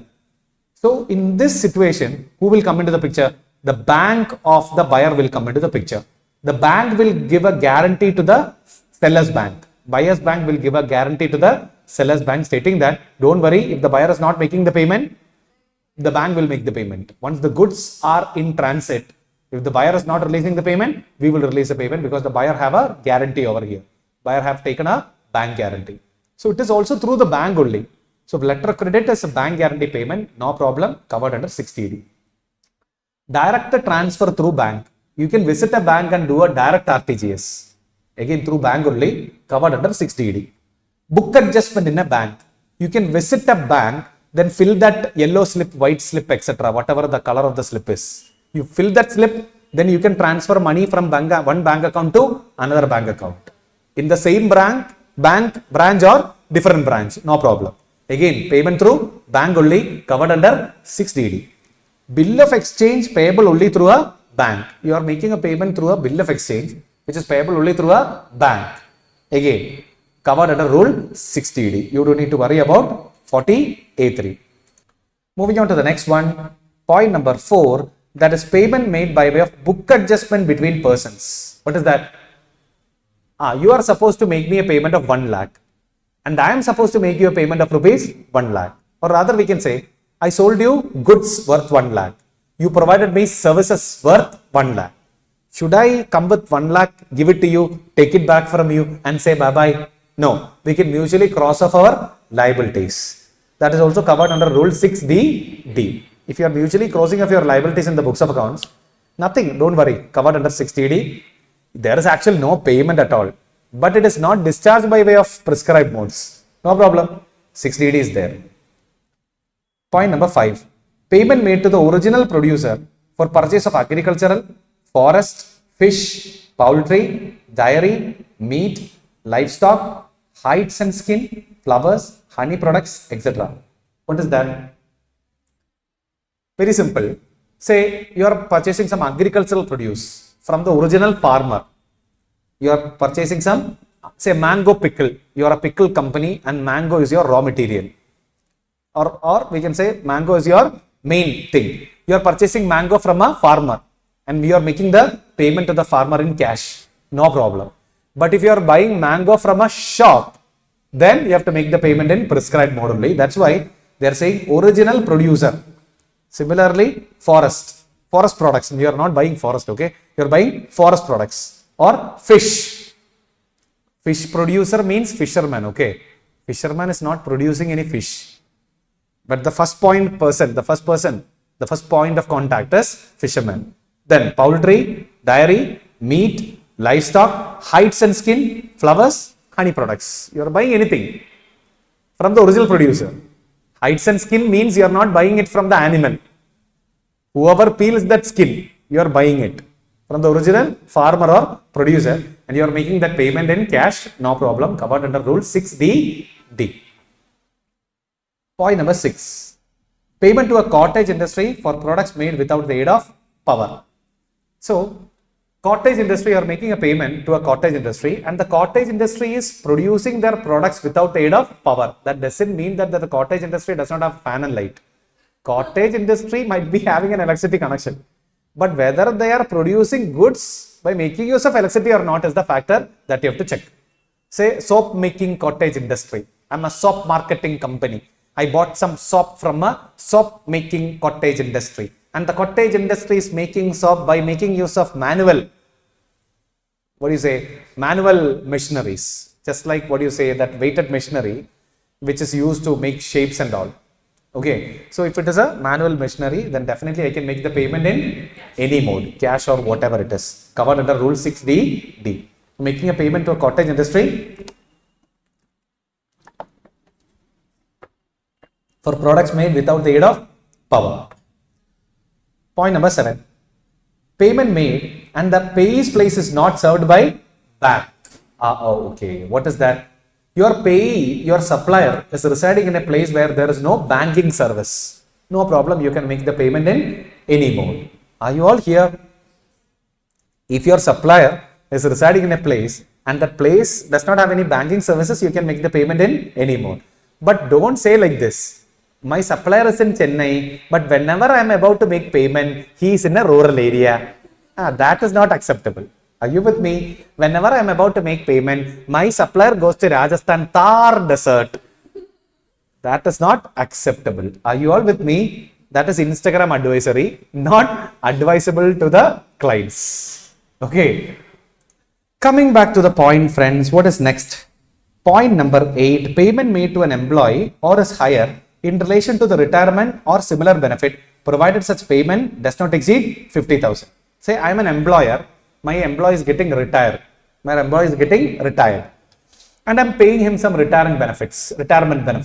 And I'm paying him what? Some retirement benefits. I can make a payment up to 50,000 in any mode. That is not per year. It is per event to a person. Maximum 50. Are you with me? Whether it is in 1 year or 2 year, it should not be more than 50 to a particular retiring employee, whatever the event is. Are you all here? It can be retirement benefit, it can be termination compensation, or it can be voluntary retirement compensation, or it can be any death related payment, whatever it is. Maximum I can make up to 50,000 rupees. In cash, if the payment is more than that, prescribed modes you have to follow. Point 9. Payment of salary to an employee who is temporarily posted to any other place or a ship for 15 days or more, other than his normal place of duty, and TDS has been deducted while paying the salary. Say you are my employee, you are working with me in Hyderabad. You are working in my Hyderabad branch. I am sending you to Assam. I am sending you to where? Assam for 3 months. So it's a temporary posting. It's a temporary posting because after completing 3 months, you can come back to Hyderabad. Okay. So I'm sending you to Assam and you are working over there. Say you don't have a bank account over Assam or you don't have a bank account in Assam. So I'm giving you the salary in cash. From my Assam branch, I'm giving you salary in cash after deducting TDS. No problem. Covered under Rule 6DD. Because what department say? If you are posting your employee to a place for more than 15 days, that too it is a temporary posting, and you are paying the salary after deducting TDS, then method of payment is irrelevant. And one more thing we can say, that employee should not have a bank account in Assam. That employee should not have a bank account in Assam. Then you can make the payment in cash after deducting TDS. Or you are posting your employee in a ship also, same. You are posting your employee in a ship also, same. You can make the salary payment after deducting the TDS in cash. Absolutely no problem. Are you all here? Is that point clear? So I'll read that point again. Payment of salary to an employee who is temporarily posted to any other place or a ship for 15 days or more other than his normal place of duty, and TDS has been deducted while paying the salary. What is point number 10? Payment to an agent who is required to make the payment in cash for purchasing goods or services on behalf of the person. If the principal is giving a lump sum amount to agent, then in the principal's books of accounts, cash paid to agent, no problem. But the agent, when he makes payment on behalf of principal, have to make sure that all the payment exceeding 10,000 have to be through prescribed modes only. If the payment is between PA, what is PA? Principal agent, no problem. We can make the payment in cash. The payment given to the agent is supposed to give it to different persons, no problem. So the principal, while making payment to agent, can make the payment in any mode, no problem. Last point.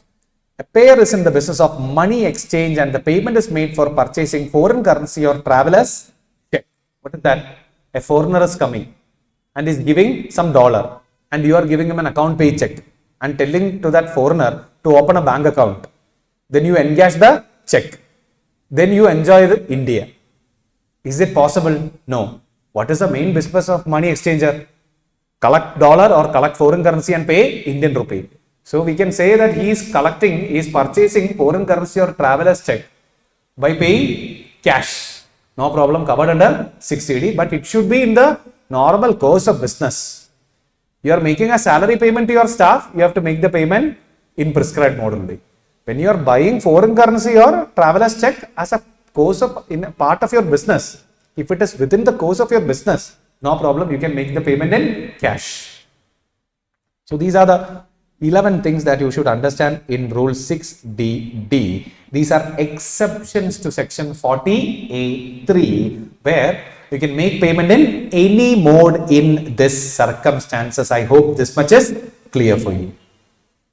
So friends, moving on with the next topic, we have completed Section 40A3 and we have a few more disallowances pending. Okay. So the next disallowance that we have to study is Section 40A7, and let's understand what exactly is this Section 40A7. 40A7 talks about disallowances of provision for gratuity. Very simple section. Say for example, every employer knows that some way or the other, all of the employees will get retired. Okay, so the employer say creating a provision for gratuity. He can create a provision for gratuity maybe based on actuarial valuation as well. He can bring in an actuary who is an expert in valuing all this liability. He might have a support of an actuarial valuation as well. Based on that only, say he is putting a provision. Department say not possible. Whether it is with actuarial valuation, without actuarial valuation, we don't care. Whatever provision that you have put for gratuity shall be fully disallowed. So provision for payment of gratuity is not allowed as deduction. However, when your employee actually retires, that actual payment of sum to the employee at the time of retirement, death, termination, etc. is definitely allowed as deduction. Likewise, say certain employers, what they will do is to cope up with the liability. Say for example, all of a sudden, if an employee retires, then what will happen? The employer have to give a lump sum payment to the retiring employee. Yes or no? To mitigate that particular risk, what employers do, they will maintain approved gratuity funds. What they will maintain what? Approved gratuity funds. If they are maintaining approved gratuity funds, the employer every year have to contribute some amount to that approved gratuity fund. If he is contributing amount to an approved gratuity fund, definitely that also is allowed as a deduction, subject to 43B, that is actual payment. So two things are allowed. If you maintain an approved gratuity fund and you are contributing something to an approved gratuity fund, definitely you can claim it as a deduction. If your employee is actually retiring and you are making payment to that retiring employee, that is also allowable as deduction. Simply putting a provision for gratuity is never allowed as a deduction. That's what the department says. I hope that point is clear for you. Now friends, moving on with the next one.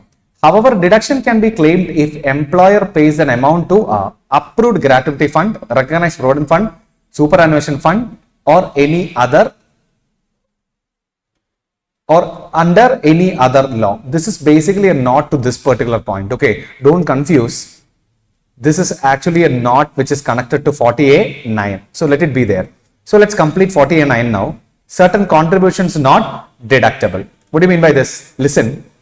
Any payment made by an employer or any payment made by a person in the status of employer to a trust or a fund or a company or an AOP or a BOI, etc., which is unapproved. As an employer, you are making a payment to an unapproved company or AOP or BOI, etc., etc. Then that entire payment shall be fully disallowed. So shall not be allowed as deduction. There, notice, however, deduction can be claimed if employer pays an amount to an approved gratuity fund, recognized provident fund, superannuation fund, or a pension fund, or under any other law. If you are making payment to an approved entity, definitely that payment is allowed as a deduction. You are making a payment to an unrecognized provident fund, never allowed as deduction, or any other unapproved company, trust, etc., never allowed as deduction. Are you all here? It is for the protection of the employees, they are saying. You are maintaining some fund and you are calling it as provident fund, or you are calling it as pension fund, which is an unapproved fund. You are simply contributing and taking deduction, not possible. Don't contribute. Even if you contribute, we will not give you any deduction. That's it. Section 40A9. And moving on to the next one, Section 43A, and let's cover Section 43A as well. Section 43A is basically not a disallowance. It's an administrative provision. Changes in rate of exchange of currency. Let's understand what exactly is this. Listen. First of all, say I am taking a loan to purchase a foreign asset. Say there is an asset which I purchased for $10,000 at credit. I purchased it for credit in year 1.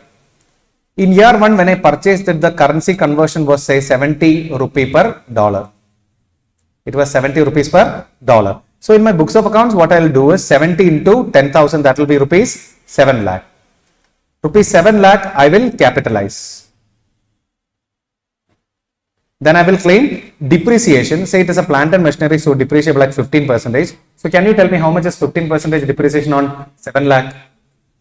If I depreciate that at 15%, and can you tell me 1 lakh, 5,000 is the amount of depreciation that I can charge, and I will claim that. And how much is the remaining value? 5 lakh, 95,000 is the remaining value, that is a closing WDV. Say in year 2, my opening WDV will be the same 5 lakh, 95,000. But in year 2, I have actually made the payment. When I made payment, the currency fluctuation was say 80 rupees per dollar. Dollar gained, rupee depreciated. Are you with me?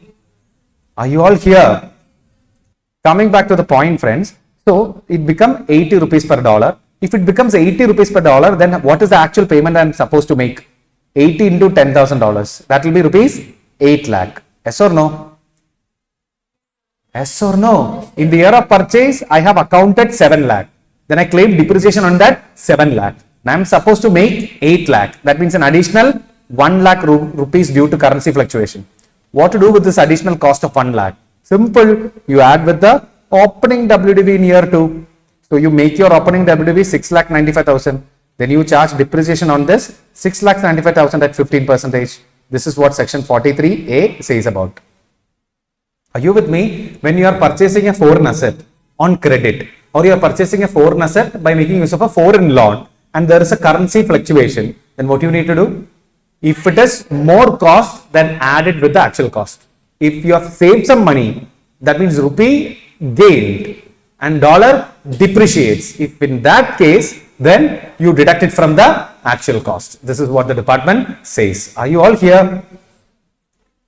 So that's what the department say. Now let's move on to the theory. What is the theory? Any asset acquired from a foreign, correct the spelling, not county, it's country. Okay. Country by way of a loan in foreign currency or on a credit from a seller. Any loss or gain at the time of payment due to currency fluctuation shall be added if it is a loss or deducted if it is a gain to the block of asset. If it is more cost, then you add it with the WDV and increase the WDV. If it is comparatively lesser amount, then you deduct it. That's what the department says. And there is one note.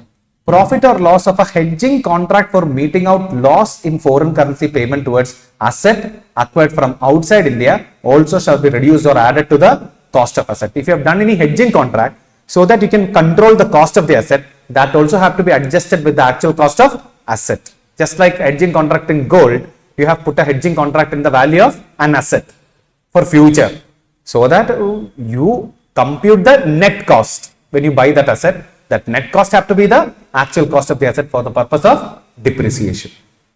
So this is what 43A is all about. I hope that also was clear. Simple section, easy one. Moving on with the next administrative section again, 43AA, taxation of foreign exchange fluctuation. Any gain or loss arising on account of any change in foreign currency rate shall be treated as an income or loss as the case may be in accordance with ICDS 6. The effects of changes in foreign currency rates. So, gain or loss arising on account of effects of change in the foreign exchange rate shall be in respect of all foreign currency transactions, including those relating to monetary items and non-monetary items, translation of financial statement of foreign operation, foreign exchange contract, and foreign currency translation reserves. Simple, we can say. If there is any other foreign exchange fluctuation, that can be a gain or it can be a loss. It is adjusted as per ICDS 6. That's it. If ICDS 6 recognizes it, you also recognize. Otherwise, you ignore. Are you with me? There is nothing in this section. 43A says, if there is any other foreign exchange gain or foreign exchange loss, then you recognize it only if it is permitted by ICDS 6. Otherwise, you ignore it. That's it. And moving on to another important section in the lot. This is one of the most important sections in this lot, that is 43B. Certain deductions to be made only on actual payment. Listen, this is actually intended for those persons who maintain their books of accounts in mercantile system. Why? See, whenever you are maintaining your books of accounts in mercantile system, what you will do, you will put a payable entry, then you claim that particular expenditure as a deduction. Are you with me? What departments say in the following cases, in the case of A, B, C, D, E, F, G, H, even if you put a payable entry, we will not allow you to claim it as a deduction. These expenses or these items which we are about to discuss have to be actually paid to claim it as a deduction. These following items, you have to actually make the payment. Otherwise, you cannot claim it as a deduction. So, actual payment is mandatory in the following cases. Why I said it is intended for mercantile system of accounting? Because cash system means only if you make payment, you will recognize it as your expense. So, 43B will be irrelevant. Unless otherwise you actually make in cash system, you will not recognize any payments or any expenses. Are you all here? So, that's why I said this is basically intended for cash system of accounting, mercantile system of accounting, and not for cash system of accounting. Are you all here? And for our examination purpose also, 43B is actually a crucial section. For our examination purpose also, this section is little bit crucial. Why? Because there can be an adjustment in 43B. So, listen friends, the following expenses are allowed as deduction only if payment is made, that too on or before due date of filing your return of income. Sorry. The following expenses are allowed as a deduction only if you make the actual payment. Listen, when you are supposed to make the actual payment, at least before the due date of filing your return of income. You can make the payment in the relevant PY itself. If you are not making in the relevant PY, at least pay it before due date of filing your return. Are you all here? The following items have to be actually paid on or before the due date of filing your return. Now let's understand which are the due dates for filing return. For a normal person, it is 31st July, where there is no audit and all, 31st July of assessment year. If you have normal audit, then 31st October of AY. If you have TP audit, transfer pricing audit, then 30th November of your AY. These are the due dates. At least you have to make this payment before the corresponding due date, whichever is applicable for you. Before that due date of filing return, you must actually make the payment.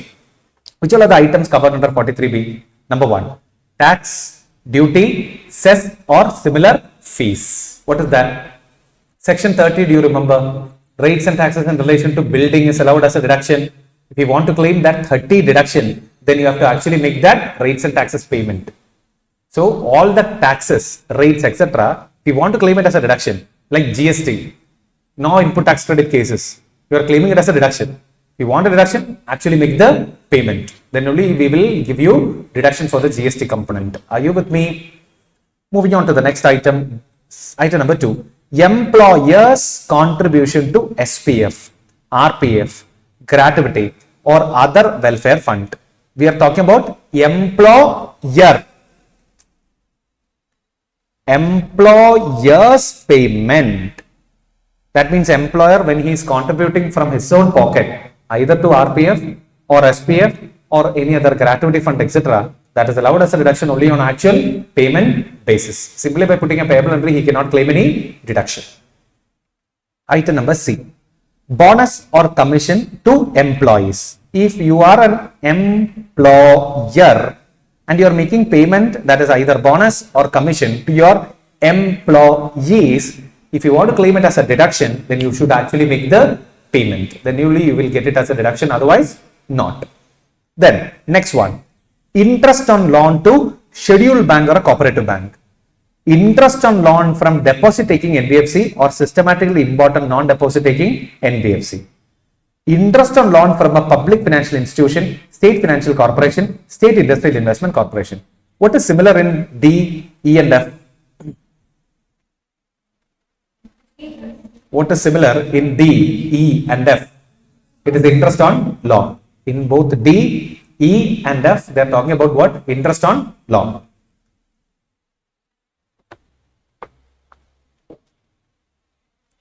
So what they are saying is interest on loan, and you have taken that loan from either a scheduled bank or a cooperative bank. You're talking about what? Interest on loan, and you've taken that loan from either a scheduled bank or a cooperative bank. Number two, interest on loan from deposit taking NBFC or systematically important non-deposit taking NBFC. There are different classifications for NBFC. Either it should be a deposit taking NBFC or it should be a systematically important non-deposit taking NBFC. Systematically important non-deposit taking NBFC should have a fund balance of, that means total asset balance of not less than 500 crore rupees. If you are an NBFC and you have total asset value of how much? 500 crore rupees, then you will be called as a systematically important non-deposit taking NBFC. Are you with me? That is a recognition given by the Reserve Bank of India. So if you have taken a loan from either a deposit taking NBFC or a systematically important non-deposit taking NBFC, that will be covered under 43B. And what is the last one? You're taking a loan from a public financial institution or a state financial corporation or a state industrial investment corporation, that is also covered under 43D. So if you are taking loan from these three institutions, interest on loan is allowed as a deduction only on actual payment basis. You simply put a payable entry, you will not get any deduction. You have to actually make the payment to claim these as a deduction. Are you all with me? Now friends, when we say you have to actually make the payment, payment means actual payment, not discharge of interest. What is the difference? I'll tell you a situation. Listen. Say, I have taken a loan from State Bank of India. I've taken a loan, State Bank of India, and the interest payable was say 10 lakhs. This is not the principal portion, it is the interest portion. Interest payable was how much? 10 lakhs. So the SBI manager called me and he told me to remit that 10 lakh interest payment as early as possible. So I told SBI manager, I don't have enough money with me. You please help me, just restructure the loan. I'll make the entire payment. So he agreed. He closed this interest payable. He closed it. And he converted this interest as a new loan. He converted this interest as what, friends? A new loan. Now that interest liability have been discharged in the books of accounts of SBI. Are you with me? But for me, this is not an actual payment. This is only conversion of interest into a new loan. Hence, I cannot claim this 10 lakh as a deduction. But I can claim this 10 lakh as a deduction when, say, the new loan is repayable over 10 installments. The new loan is repayable over how many installments? Say 10 installments, and I've paid 3 installments. Then effectively, what does that mean? That 10 lakh interest divided by 10 installment into 3 installment means 3 lakh rupees. Effectively, out of that 10 lakh interest, now I have repaid 3 lakh interest. When I am repaying that new loan, that converted loan, I can claim 3 lakh rupees as what? Deduction according to section 43B on actual payment basis. Converting interest payable to a new loan or converting interest payable to debenture, etc. is not treated as actual payment. Is not treated as actual payment. Are you with me? That is not number one. If sum of money payable by the assessee as interest on such loan or borrowing or advance referred into point number D, point number E or point number F above is converted into a loan, borrowing or an advance or a debenture, then the interest so converted not actually paid shall not be deemed as actual payment and hence would not be allowed as deduction, and the deduction will be allowed in the previous year in which the converted interest is actually paid. I hope that point is also clear for you. Are you all with me? Good. Not yet over. The next item under 43B is payment in nature of earned leave of employee. What do you mean by earned leave? We can say it as leave encashment. What is leave encashment? Say my employee haven't taken any leave. He want to encash the leave. He he would have taken 30 days leave, but he haven't taken any leave. That means he have worked for an additional 30 days. Yes or no? My employee could have taken 30 days leave, but he haven't taken any leave at all. That means he have worked for an additional 30 days. He's asking me for 30 days salary. That is actually a cost for me. That cost is allowable as a deduction only if I actually make the payment. That's what the department say. Leave encashment is allowed as a deduction only if it is actually paid. Then last point, any sum payment to Indian Railway for the use of railway assets. If you are using goods train and all, you have to actually make the payment to claim it as a deduction. You are about to make any payment to Indian Railway. Passenger ticket, don't worry that you have to pay it in advance. Even if you pay it in advance, you will not get it. That is the reality in passenger. I'm talking about goods train.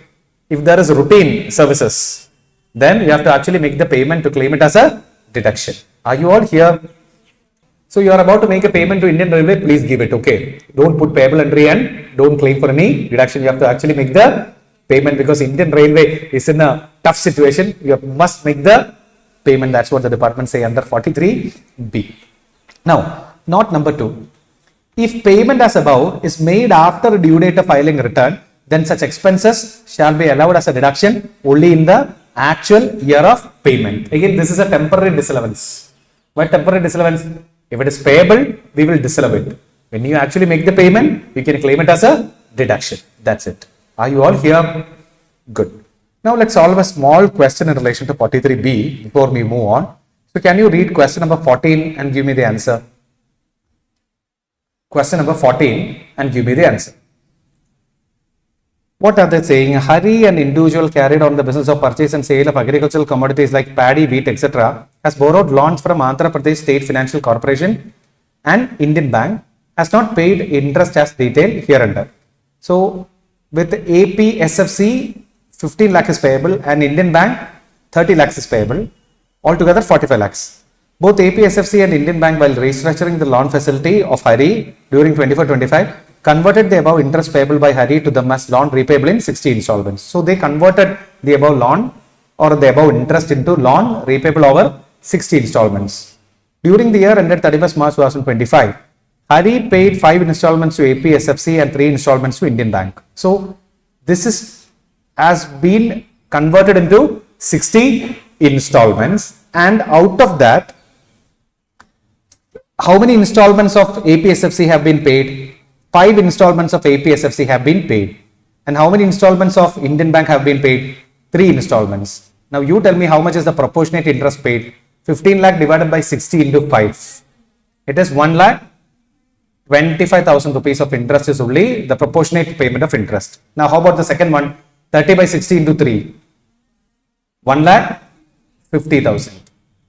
So altogether it will be 2,75,000 is the proportionate interest paid. He claimed the entire 45 lakhs as an expenditure. That is wrong. Not possible. Not allowable. From the business income of purchase and sale of agricultural commodities. Discuss whether his claim is valid. If not, what is the amount of interest, if any, allowable? Maximum allowable interest is 2,75,000 is the allowable interest. The rest of the interest is allowed as deduction only on actual payment basis, that too in future. Not this year. I hope it is clear for you. Are you all here? Good. So friends, moving on to the next topic under 43B. We have a few more topic under 43B, but there is some problem. If you want to understand this topic, then you should know MSMED Act 2006. What is MSMED Act? Micro, Small and Medium Enterprise Development Act 2006, you should know. So I'll give you a fair idea on what is that MSMED. Government want our micro, small, medium enterprises to grow and flourish. So what they are doing is, they have put a section called section 15 under MSMED. Any sum payable by assessee to a micro or a small enterprise beyond the time limit specified in section 15 of Micro, Small or Medium Enterprises Development Act 2006 would be allowed as a deduction only in that previous year in which the sum is actually paid. So let's understand this by way of an example. Before moving on to the example, you should know what is section 15 of MSMED Act. Section 15 of MSMED Act. What they are saying is, whenever you are dealing with MSME, not MSME, M, micro or small, they are not covering medium over there. Okay, they are only saying micro and small, section 15.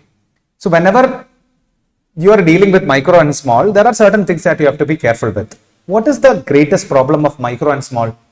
Lack of funds. Especially they don't have enough working capital fund also. Are you with me? So whenever you are dealing with a micro or a small enterprise, that means if you are a buyer of goods or if you are a recipient of service from micro or small enterprise, you have to make the payment on time. You are not supposed to drag the payment or delay the payment. You have to make the payment on time. For that, government is coming up with two solutions. Whenever you are dealing with a micro or small enterprise, you do one thing. You sign an agreement. You sign an agreement with them, and based on that agreement, maximum credit period that you can take will be, say, 45 days. Maximum credit period that you can take is how many days, friends? 45 days. That means whenever you are dealing, you are purchasing goods, etc., with micro or small enterprise, you have to make the payment to them within how many days? Within maximum 45 days if you have an agreement with them. And if you don't have an agreement with them, you have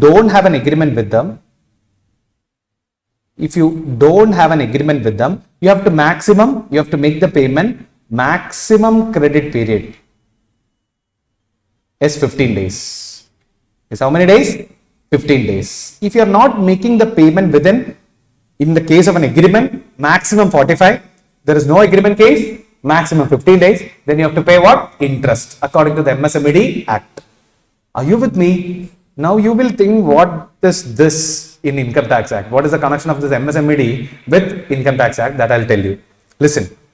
So, first of all, let's read this theory. As per section 15 of the Act, payment of the goods or services to them have to be made on or before the date agreed upon between them as per their agreement, which cannot exceed 45 days for the sale or provision of service, or in the case where no agreement, it is within 15 days. Now, this is 43B basically.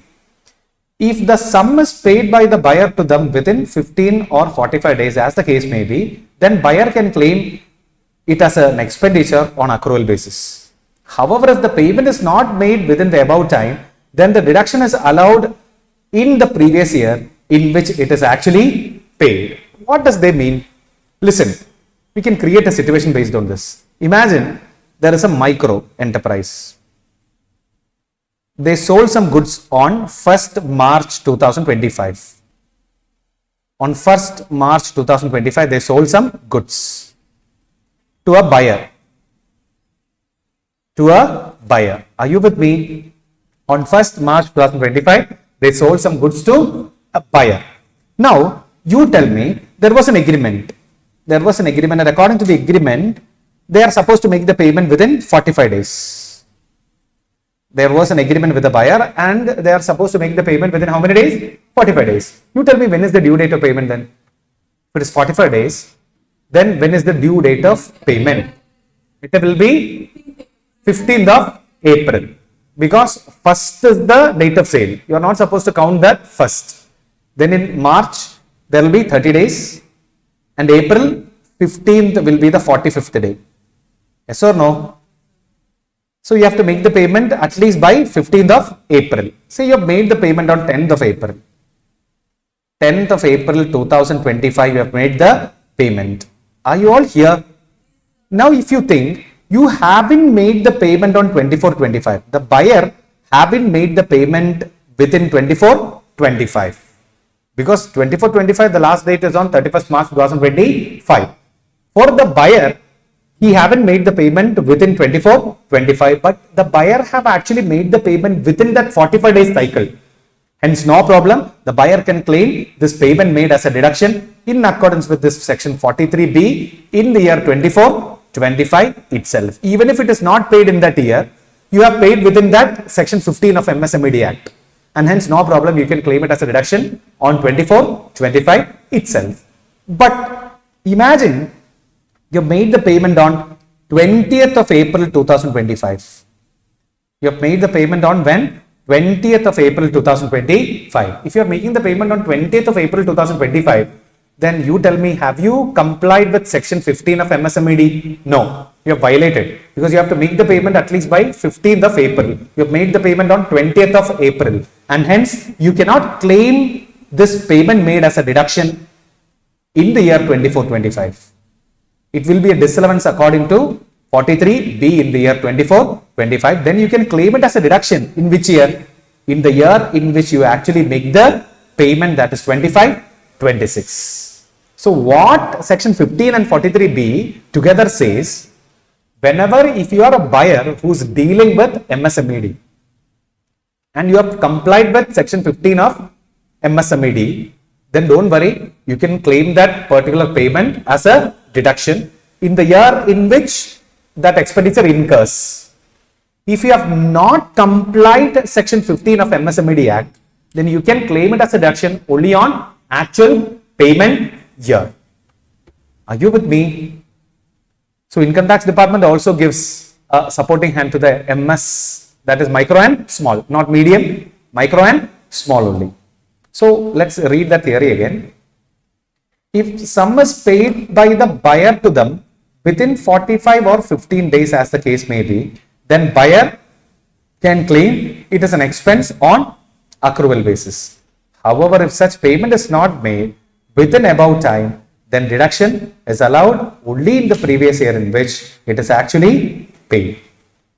Now, listen friends, who is micro?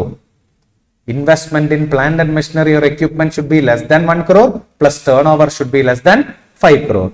Who's small? Investment in plant and machinery or equipment should be less than 10 crore plus turnover should be less than 50 crore. Then only department will consider you as a micro or a small. Department is not protecting medium. They are only covering micro as well as small. But the Act considers medium as well. Which Act? MSMED Act. We are only studying Income Tax Act. So let's focus back on Income Tax Act. I hope that point is clear for you. Are you all here? Superb. So the next set of sections, these are the necessary sections for us to solve a problem in Pgbp. There are a few more sections. Say section 43C. What is that? Special provision for computation of cost of acquisition of capital asset transferred as stock in trade in the event of amalgamation, etc. Again, unnecessary, I can say. If you want, you can read it by yourself. That is, I am not planning to cover section 43C. So the next section that we are planning to cover is 43CA. This is actually required. 43CA. Simple section it is. Listen. Say, you are a person, you are having land or a building or a land and building as what? Stock in trade. Then guess my business. I'm a person, I'm keeping my land or a building or a land and building as what? Stock in trade. Then what will be my business? I'm a real estate trader or I'm a builder. Yes or no? I'm selling this particular land or a building or land and building for a value which is less than stamp duty value. Say the stamp duty value is say 1 crore 20 lakhs and actual consideration say it is 1 crore. Stamp duty value is how much? 1 crore 20 lakhs and actual consideration is how much? 1 crore. So here we can say SDV is more than actual consideration. Yes or no? Stamp duty value of that property is more than actual consideration. What is SDV? What is stamp duty value? For the purpose of levying stamp duty charges, the valuation authority will maintain a minimum value for a property, and that minimum value is said to be what? Stamp duty value. And you are selling that property for a value which is lesser than stamp duty value. The department, what they are saying is, while computing profits under Pgbp, you have to take stamp duty value itself as the sale value. If you are selling that property for a value which is lesser than stamp duty value, we don't want to know that. That is your problem. you must show stamp duty value itself as the sale value. Are you with me? So technically, if SDV is high and the actual consideration is less, you have to show the SDV itself as the sale value. But there is another thing. Say, imagine your SDV is say 1 crore 5 lakh and your actual consideration is 1 crore.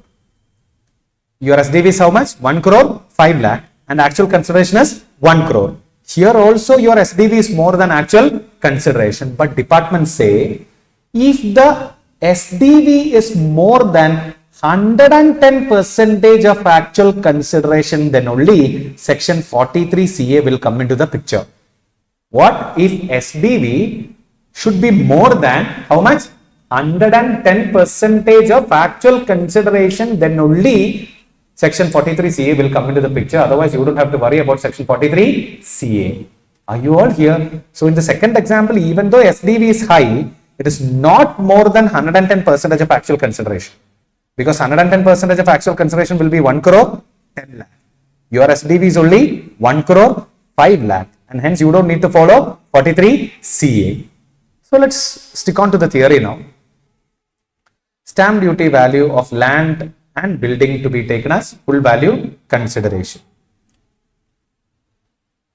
Tell me friends, what is the first one? Asset being land or a building or both held as stock in trade. If stamp duty value is more than 110% of transfer value, then stamp duty value shall be deemed to be the consideration. And note, if stamp duty value does not exceed 110% of consideration received or accruing, then such consideration shall be deemed to be the full value consideration. If it is not more than 110%, then you take the actual consideration itself as the sale value for the purpose of computing profits. Are you all with me? Now friends, moving on to the next one. What if there is two dates and two stamp duty values? Imagine a case where there is a seller, that means the developer, he enters an agreement with the buyer. He enters an agreement with the buyer. Now, he enters an agreement with buyer, and as on the date of agreement, say the stamp duty value was say 1 crore 20 lakhs. After 6 months only, they thought of registering it. There was a 6 months time. After 6 months, the stamp duty value was say 1 crore 30 lakhs. And the actual consideration in this case, say it is only 1 crore. In such a situation, what to do? Here there are two dates. Number one, date of agreement. And number two, date of registration. On the date of agreement, there was a stamp duty value that is 1 crore 20 lakhs. On date of registration, there is another stamp duty value which is more than 1 crore 20 lakhs. Here anyways actual consideration is less. But which stamp duty value that you should consider? That is the question. Which one to consider? What department say? In such a scenario, you need to check one thing. What is the one thing that you have to check? You need to check whether the buyer has given any advance to the seller. You have to check whether the buyer has given any what? Advance to the seller. If there is advance, then you have to check the method of payment of advance. If the method of payment of advance is by way of account pay check or account pay bank draft or ECS or prescribed electronic mode, then you can take the SDV as on date of agreement. So two things are there. First of all, there should be an advance. Amount of advance is irrelevant. Mode of payment of advance is relevant. And that advance amount should be how much? And the advance payment mode should be how? Account pay check or account pay bank draft or ECS or prescribed electronic mode. In such case, you can take the SDV as on date of agreement. If there is no advance or if the advance is in some other mode, then always you have to stick on with the SDV as on date of registration. This is what the department says. Are you all here?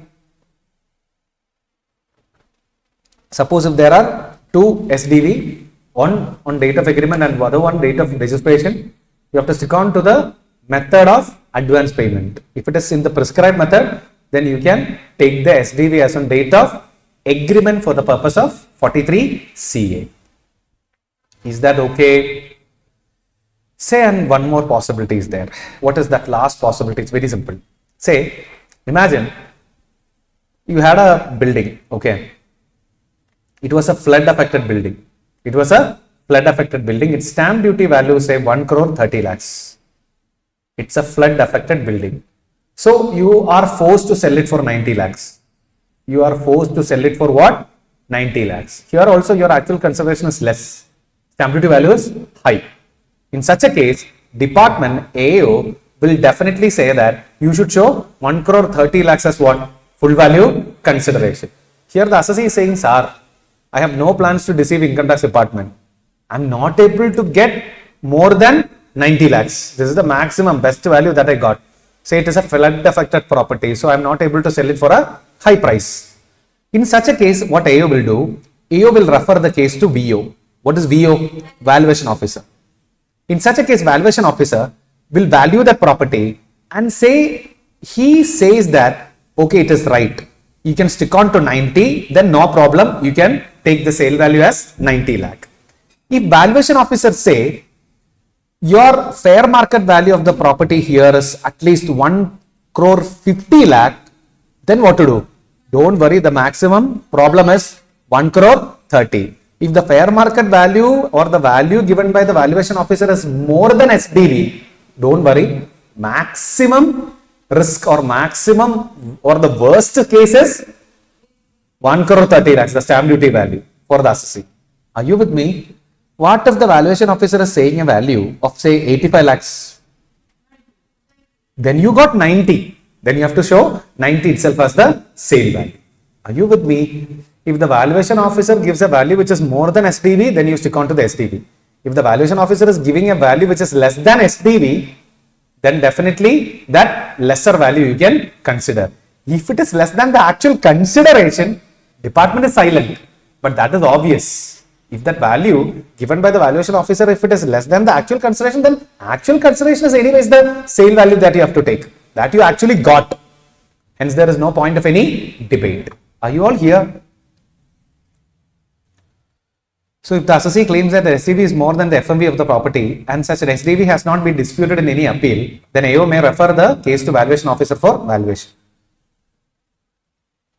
If the value ascertained by VO exceeds SDV, then SDV shall be considered.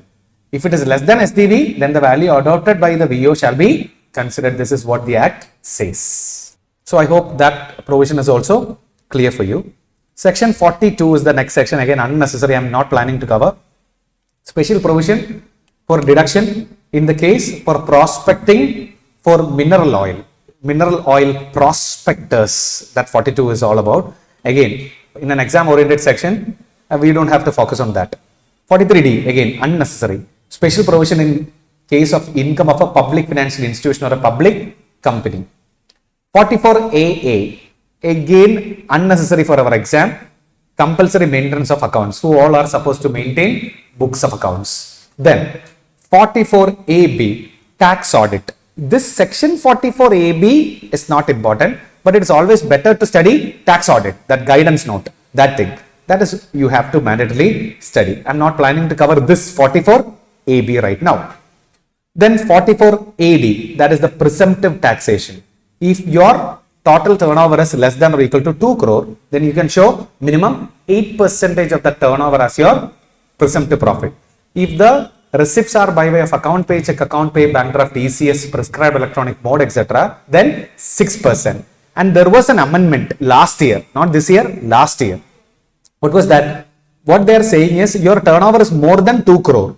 Say it is 3 crore, does not exceed 3 crore, plus your cash receipts are less than 5% of total gross receipts. You are out of your total gross receipts, 95% or more is through bank or prescribed modes. Only 5% or less in cash. Then up to 3 crore turnover you can stick on with 44 AD presumptive taxation. Are you with me? Because the government is saying that no problem, even if your turnover crosses 2, it does not crosses 3, no problem. depends upon your cash receipts. You are dealing everything in bank. No problem. You take presumptive provision. And there are certain notes in relation to this 44 AD as well. It is always better to go through 44 AD, but in final level, normally they don't test 44 AD. Next is 44 ADA, presumptive taxation for notified professionals. If your total turnover is less than or equal to 50 lakhs, then you can claim 50% of the gross receipts, not turnover, gross receipts. If your gross receipt is less than or equal to 50 lakh, then you can claim 50% of that gross receipts as what? As your presumptive profit under section 44 AD. Now friends, listen. If your turnover crossed 50 lakhs mark, but does not exceed 75 lakhs, then department also saying one more thing, depends upon the cash receipts. Out of your gross receipts, only less than 5% is your cash receipts. That means 95% or more is through bank. No problem, you can still take presumptive provision under 44 ADA. Just like 44 AD, from 2 to 3. Here they are saying from 50 to 75. No problem, you can take it. Now, 44 ADA also does have some other conditions also. It is always better to read the other conditions as well. Next is 44 AE. What is 44 AE? Presumptive taxation for goods transporters. Say you are a goods transporter owning 10 or less goods vehicles. Owning 10 or less goods vehicles. Now, what department say? If you are owning 10 goods vehicles or less, then you need to categorize your goods vehicles into two. You need to categorize your goods vehicles into two. Number one, heavy goods vehicles. Heavy goods vehicles. And number two, other than heavy. Other than heavy. Heavy goods vehicles means a vehicle having a tonnage capacity of more than 12 tons. If your vehicle have a tonnage capacity of more than 12 ton or 12,000 kilogram. 12 ton means more than 12,000 kilogram. Then it is called as heavy goods vehicle. How do you compute presumptive profit for heavy? Rupees 1,000 per ton into number of tons into number of vehicles into number of months owned in a year, or part thereof. What is part thereof? If you are owning for 2 months and 10 days, you have to take it as 3 months. It is based on ownership. You are owning a heavy goods vehicle for 2 months and say 15 days or 10 days, you have to take it as 3 months. Are you all with me? Rupees 1,000 per ton into number of tons into number of vehicles that you own into number of months of ownership or part thereof. If it is a other than heavy, then 7,500 rupees per vehicle into number of vehicles into number of months owned or part thereof. If it is an other than heavy means your vehicle's tonnage capacity is 12 ton or less, or 12,000 kilograms or less. This is how you compute the presumptive profit. You don't have to compute the actual income as well as actual expenses. Rather, you simply do this math. Whatever figure comes in shall be the deemed profits from business. Are you with me? On that profit, you need to add other heads income, chapter 6A reduction, then you compute the tax as per the normal provision, whatever it is. So, presumptive provision is just the replacement of the Pgbp income or the Pgbp profit. Are you with me? Good. So, based on this, let's solve a small math. Based on that presumptive provision of goods transporters, let's solve a small question. Can you read question number 16 so that your idea over that topic will be better? Can you read question number 16 and give me the answer? So, let's solve it together. Very simple. Mr. X commence the business of operating goods vehicles on 1st April 2024. He purchased the following goods vehicles in 24-25. Compute his income under 44AE for assessment year 25-26. First one. Gross vehicle weight in kilogram. It is 7,000 kilogram. So it is other than heavy. OTH.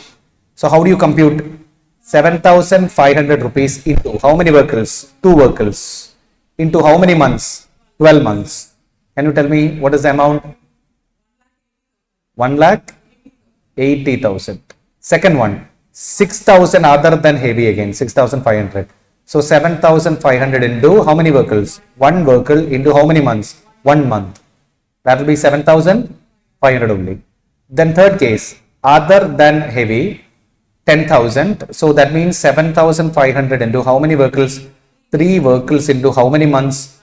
It is 9 months from July onwards. So it is 9 months. And can you tell me the total? 2,500. 2,02,500. Then 11,000 again other than heavy. It is 7,500 into how many vehicles? 1 vehicle into how many months? 3 months. It will be how much? 22,500. Second last case, it is heavy vehicle, 15,000 kilogram. So it is 1,000 into 15 tons into how many vehicles? 2 vehicles into how many months? It is 8 months. So can you tell me how much is the amount? 240. And the last case, it is again a heavy vehicle, that is 15,000 kilogram. So 1,000 into 15 tons into how many vehicles? 1 vehicle into how many months? 2 months. Can you tell me the 30? Now you tell me what is the total of this? 6,82,500 is the total presumptive profit from that particular business. Would your answer change if goods vehicles purchased in April 24 were put to use only on July 24? No change, because it is purely based on ownership. Whether you are actually using that particular vehicle, put to use that particular vehicle or not is the criteria over here. It is all about the ownership. So 44AE, the computations are totally depends upon the ownership, not on the actual running basis. I hope it is clear. So 44AE, then there are certain additional notes that you can read it by yourself. Then 44DB, method of computing deduction in the case of business reorganization of a cooperative bank, unnecessary. Okay. Then 43CB, let's study 43CB because once they have tested 43CB, let's understand what is 43CB. Very simple. Income from construction and service contracts. Very simple. Say construction contract, section 43CB read along with ICDS 3. Once they have tested, once there was an adjustment in a lengthy Pgbp question regarding this 43CB element. The profit from a construction contract shall be recognized on the basis of percentage of completion method. If you are in the business of a construction contract, then profit of that construction contract depends upon the percentage of completion method. Say the contract value is 1 crore and you have completed 70% of the contract, then your revenue should be 70 lakhs. Are you with me? On the entire contract value, you apply the percentage of completion and you have to recognize the revenue. Are you with me? Now, contract for providing services read along with section 43CB, read along with section ICDS 4. If it is a service contract, then the profit from service contract shall be recognized on the basis of project completion method if the duration of the contract is up to 90 days. If you are entering into a service contract and the period of service number of days is less than 90 days, then only when the contract is completed, you recognize the profit. Are you with me? Are you with me? If you are entering into a service contract and the service period, the tenure of that particular contract is less than 90 days, then what to do? Don't follow any percentage of completion at all. Then rather, whenever the service is completed, you only recognize at that moment only. Are you with me? Read it again. The profit from service contract shall be recognized on the basis of project completion method if the duration of the contract is up to 90 days. If service contract involves intermittent number of acts over a specific period of time, then recognition shall be made on straight line method. That means it's a kind of a AMC, just like an AMC. not say exactly AMC. You are doing different acts. You're doing different item, not one single service you are doing. So if that particular service contract does have many number of activities and it is done for a comparatively longer period, then you apply straight line method. You equally divide that revenue based on the number of days. And finally, in any other case, profit shall be recognized on percentage of completion method. If in another case, that means a normal contract, service contract, where the contract period is more than 90 days, then you have to apply the percentage of completion method alone. Are you with me? Three things. Construction contract always percentage on completion. Service contract less than 90, completion. The moment when it is completed, you recognize. Then intermittent activities, more number of activities over a longer period of time, straight line basis. Then in any other case, you follow the percentage of completion method. That's what they are saying. I hope it is clear. These are the support notes, again not required, but these 4 boxes you should minimum know. Moving on. 44AA we are already completed. That is related to the trade professional or similar institution or association. So these are the sections under Pgbp that we need to cover. I hope the sections that we have explained is clear for you. So my dear ones, this is CA Jose Kurian and this video is to inform you about how to purchase our book as well as recorded lectures. For the book, you visit www.cajosekurian.com.